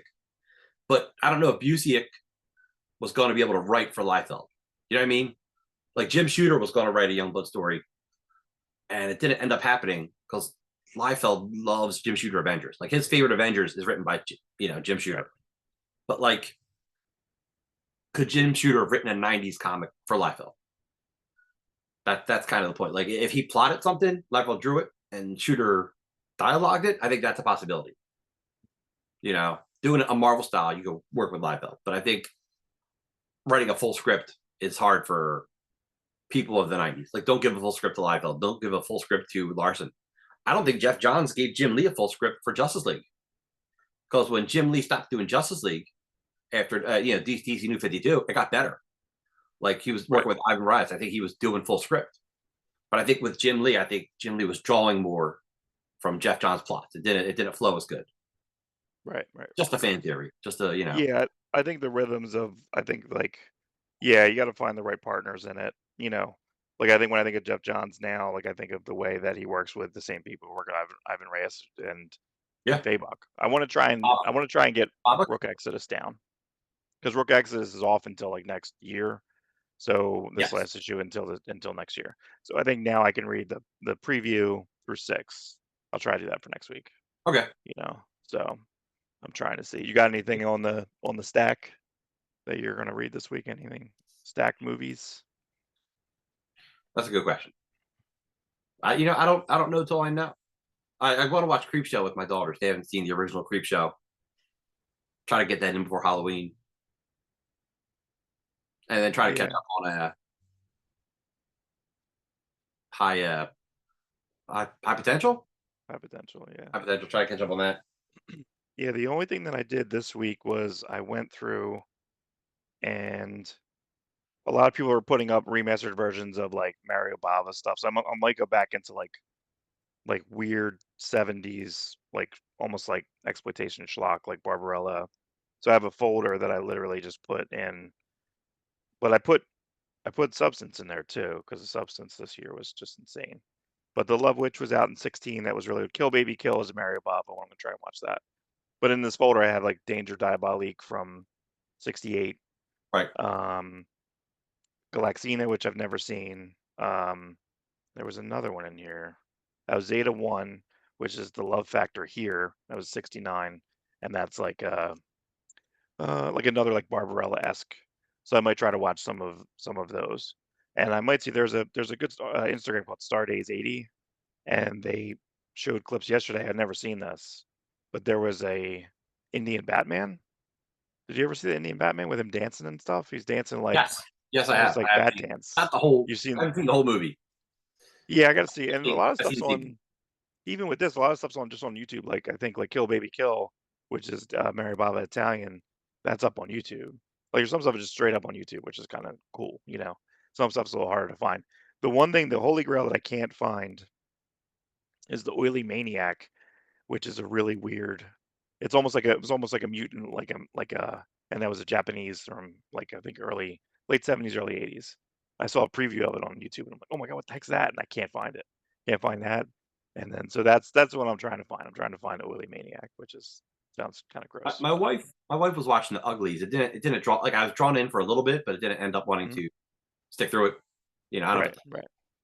I don't know if you heard anything about it or not. You know, just didn't No. help me enough. Yeah. But I forget who did that. Yeah, but that's something. But even like Basket Case or the early the really early schlock Peter Jackson ones, Meet the Feebles and all that Meet the stuff. Feebles, Like Dead Alive. yeah, Dead Alive. It's The got one of the Basket Case grossest is really scenes. good too. That has one of the grossest scenes in history. Yeah, there's some pretty Have you seen it? pretty bad. Yeah. The custard scene. Whoa. Is that the scene? Well, I think the scene in Dead Alive that I think is the grossest is like it's like the lawnmower. He's like like it just Funny, that there's a lawnmower lot scene of is stuff. so ridiculous. It's no longer gross. It's just like Yeah, the I most don't know. Raimi like scene you've ever seen in another movie. Yeah, So the yeah, scene a where lot the of blood. pus falls into the custard and then the old woman Oh like yeah, it. yeah. Gross.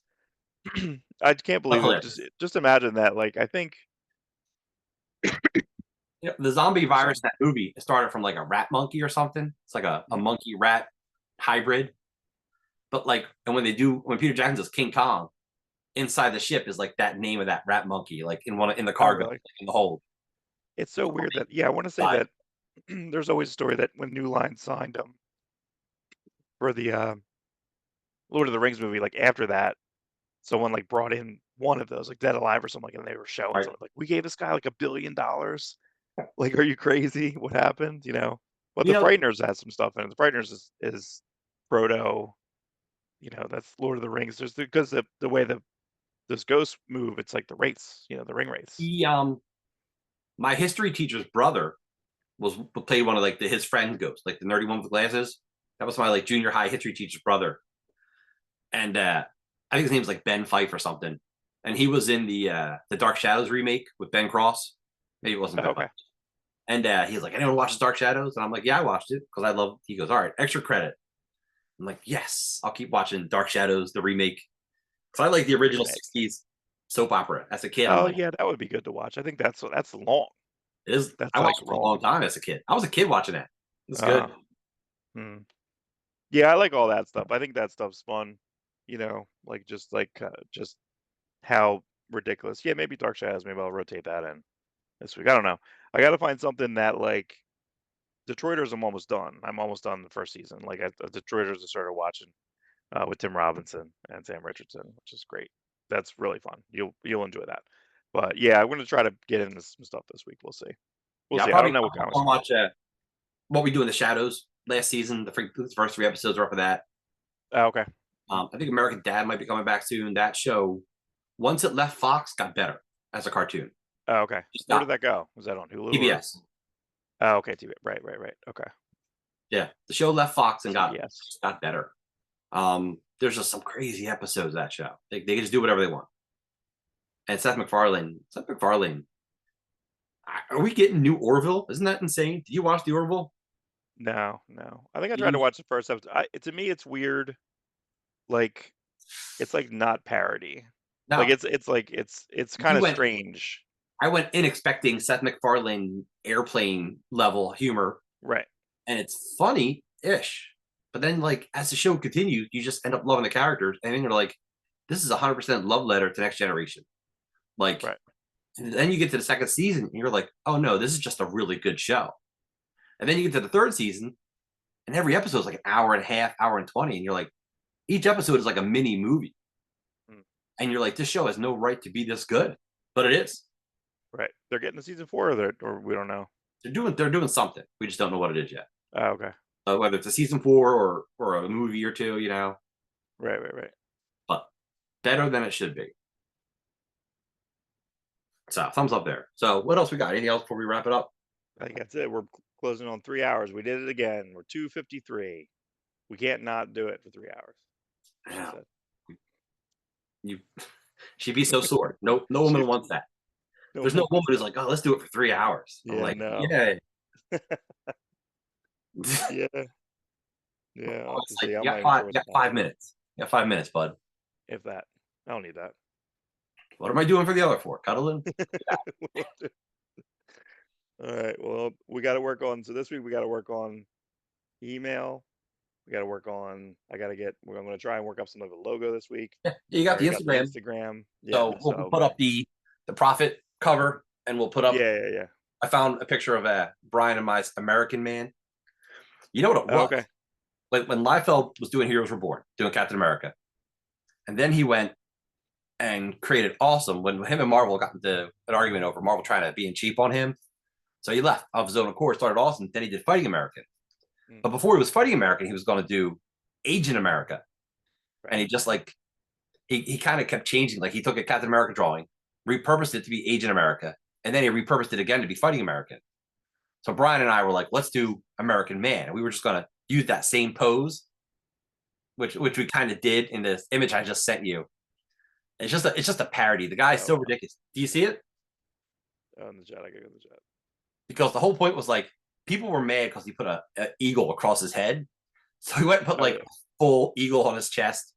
Like he put like a flag on his head, a flag for ears, and the "Don't Tread on Me" snake across his junk.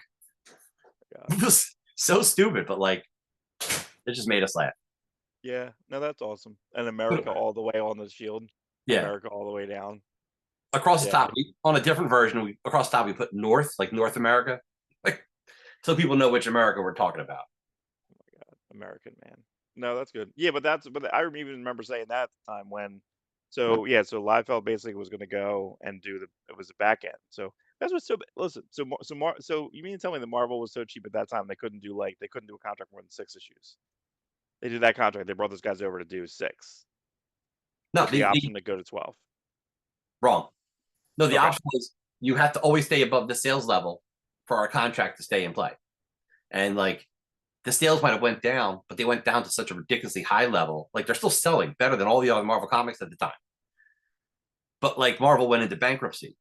So they used that as an excuse to renegotiate. And I was like, no, I promised my people, because he was bringing Stephen Platt in. He was bringing in, Ian Churchill on Avengers. Like I promised him X amount of money. I'm not going to pay him less, like, because you guys got cheap. And the stupid thing is Marvel comics never really suffered. Everyone's always like, Marvel went bankrupt. Marvel went bankrupt. Yeah, because the owner of Marvel was buying toy companies and sticker companies and card companies. Right. But the comic company itself, those sales may have dipped. The comic company was still always solid. There's always been this excuse, oh, comics, they imploded in the 90s. No, comics never imploded. Right. You were there. You were literally there selling comics. Yeah. And did they ever falter? Your Uncanny X-Men still selling 100 copies every month. Your Spider-Man were selling 60. It was always the same. Spawn always sold the same. We always had, 30 people extra who come in the shop to buy Spawn who are not comic book fans. Yeah. And I'm like, you guys, can you buy anything else? See, it's funny. I see stores now, they'll have like sodas and I don't know why we didn't do that. Like sodas and like they had, they almost have like probably not allowed to sell food. Maybe. You're at the mall. You're at the mall, and they probably if they even come in my comic store. They ain't coming in that store. Then nobody ever came in that store. No. We never tell people. Mark manages a comic book store in a mall, a very popular mall in South Jersey. Yeah. Like you had Cherry Hill Mall was one mall, which maybe is like one of the first malls in the United States. And then you had Deptford Mall, which is where we lived. We grew up in Deptford, New Jersey. And you end up managing that store in the mall. And then I ended up shopping at that store at the mall. And so you were privy to, and then I ended up delivering for UPS to that store in the mall. And then we realized that we didn't want to wait for comics, and then we had them held. And then everyone started doing that. Every retailer, like, well, we could just have it addressed there and held, and then I'll just bring them. Ship it to the UPS building and pick it up. But since I worked at the UPS building, I'm like, Mark, I'm just going to bring you your comics. I'm done work. Right, but other retailers started doing that. No one did that until we started doing that. Yeah. And then every retailer, then we would just run in. You'd run in every retailer. And then you're like, all right, you're technically an employee now. Here's your employee discount. price. Like, yes, That's right. 30, Well, 30% off. Totally worth it. Yeah, but we also had the books out faster than ever. You know what I mean? We had the books out. Yeah. You know, that's the thing. You know, there was a sports card store in the mall that also sell comic books. They were technically listed as a sports card store, Right. but They were there people first. would go down there. Right? People would go down there. I bought my first Starman there. I bought Starman Zero there. They hollered at me. Zero Hour there. They hollered at me because we were buying a variant cover, and like, you guys only come down here to buy the variants. Like, yeah, well, you guys are selling that. Why wouldn't, like, how dare you come to our store and buy stuff? Yeah, but see that still goes on though. That still goes on. Like I heard a story recently where there was like a Batman like someone like a cosplay like costume on like a mannequin. And then like this little girl went over to it and like touched it, like the daughter of this like creator, and they were like, "Don't touch that. That's not for that's not for sale, and that's nothing." And it's like, and she's like, "Okay, I'm not gonna shop here anymore." And he just like left. You know, as a creator, it was like pretty sure he has money. You know what I mean? That It's just comic goofy. store, that comic store in the mall offered me a position to run it. The guy who was running the comics, nice guy, Ray. He was leaving for college. Ray Cornwall. Right? Oh, he said his last name. That's fine. What's he gonna do? He's not going to listen to this. Right. So he offered me the job, and I'm like, yeah, I'll do it. But I ended up working at UPS instead. And, here 30 years later, I'm still working at UPS. So I made the right move. Yeah. But in the alternate reality of me running that store versus Legends with you in charge, it would have been very interesting because I was more savvy than Ray Cornwall and more talkative to people. And, we had this love of comics. But I chose UPS because I was still going to college at the time. It just worked out better with my college schedule. And it worked out better for Legends because you didn't have strong competition. You had we didn't have anything. We had women who just didn't care about comics. They just I don't even know why they own the store. I don't know. Not degrading women, by the way. I'm just saying there's two women who just maybe her husband started it and left. Yeah, I think it was all baseball cards. I think the one husband had like all the baseball card stuff, and then he wasn't there anymore. And I don't know. And then they were just there. Yeah. Called Sports Memories. But 70% of it was comic books. Comics are bigger. Yeah. So 70% of the store and bins was all comics. And they have like 3 showcases of sports cards. And they didn't sell Pokemon. They sold sports cards. So that was the other thing too. Is like you're like you could like that's listen. We set like a sales record in '98, I think. We were invited to go to like the King of Prussia Mall. We sold them. We had like the highest like profit or something crazy. I don't even understand. Back then, I didn't understand any of that stuff. Right. Your job in college. It's like, hey, I like this. I'm gonna tell people to buy it, and then they bought it. Like I didn't know. One time I got in trouble because I ordered a bunch of T-shirts because I wanted to like compete. I was like, well, Hot Topic came out, remember? And then like that was like that, and then I was like, well, let's, all these people are buying their T-shirts there. We should maybe get T-shirts. Well, T-shirts, there's no money in T-shirts. T-shirts like cost are like $14. And I got to sell them for $16. So I ordered like 100 T-shirts, different tips. Just we should have logo T-shirts when logo T-shirts started to happen. So we should have that. That's us. We should have that, not them. So I started ordering. And then, the graffiti would do different ones. They would do the Kingdom Come Superman. So it was cool. We got a lot of that stuff, but I got in so much trouble, man, because I didn't know they weren't profitable. And I'm like, who cares? But we knew that I could buy a Pokemon box for it was like cost $45, right? I'd open it up and I would have like 3 chase cards, and that was like 35, 45, $50. It was like Charizard. Like it was one a box. It paid for everything, but that paid for so much stuff. Right. There was a local comic store before Legends. Our comics were open. There was one locally to me, and I came in. I was kind of mocking Pogs, and she's like, "Don't mock Pogs. That's what got us through this year." I'm like, "The year, Yeah." There's always that Simpsons episode where Milhouse is like, "Outspec in Pog form." They were Spawn Pogs. Yeah, I don't know. It would be fun. It'd be fun to see to find them out in a while. Were they like Spogs? Like McFarlane has his own thing, his own label. Buy Spogs, bud. Spogs. Hey, bud, did you tell McFarlane's story last week? Yeah, yeah. Did you? Yeah, because Dan sent me a meme. Kind of making fun of it. It's awesome. It's like being called Bub, or being called Bud by McFarlane, like being called Bub by Wolverine. Yeah, that's very natural. That's what you said. It was like in the wild. It's a very natural response. Yes, it's like It's like seeing an alligator in the wild in Florida as compared to seeing them in like a farm. You know, you can go to the alligator farm, but you could also see one in the wild and be like scared almost. So, yep. All right, we'll wrap it up. We'll do it again next week. I'll do the Google Docs. We'll try to put it under 3. We went to 303. Longest episode ever. We're trying to not, but we can't. It's impossible for us to not run a 3. So, but yeah, work on logo this week. We'll put some stuff up on the Instagram, get some promotions. We'll get that baseline. That's right. You got that, Dan? Dan's the only one listening to the end. I gotta look at the algorithm and see. It was like 2 people listening to the end. It's like Zach and Dan. That's it. Everyone else is like, we told, it was in the group chat that we told one of our friends or someone mentioned we should watch it, and then or something, and then Walt's like, he's like, I live it. He's like, I know. I already heard those guys talk. Like, he doesn't need to hear us talk more.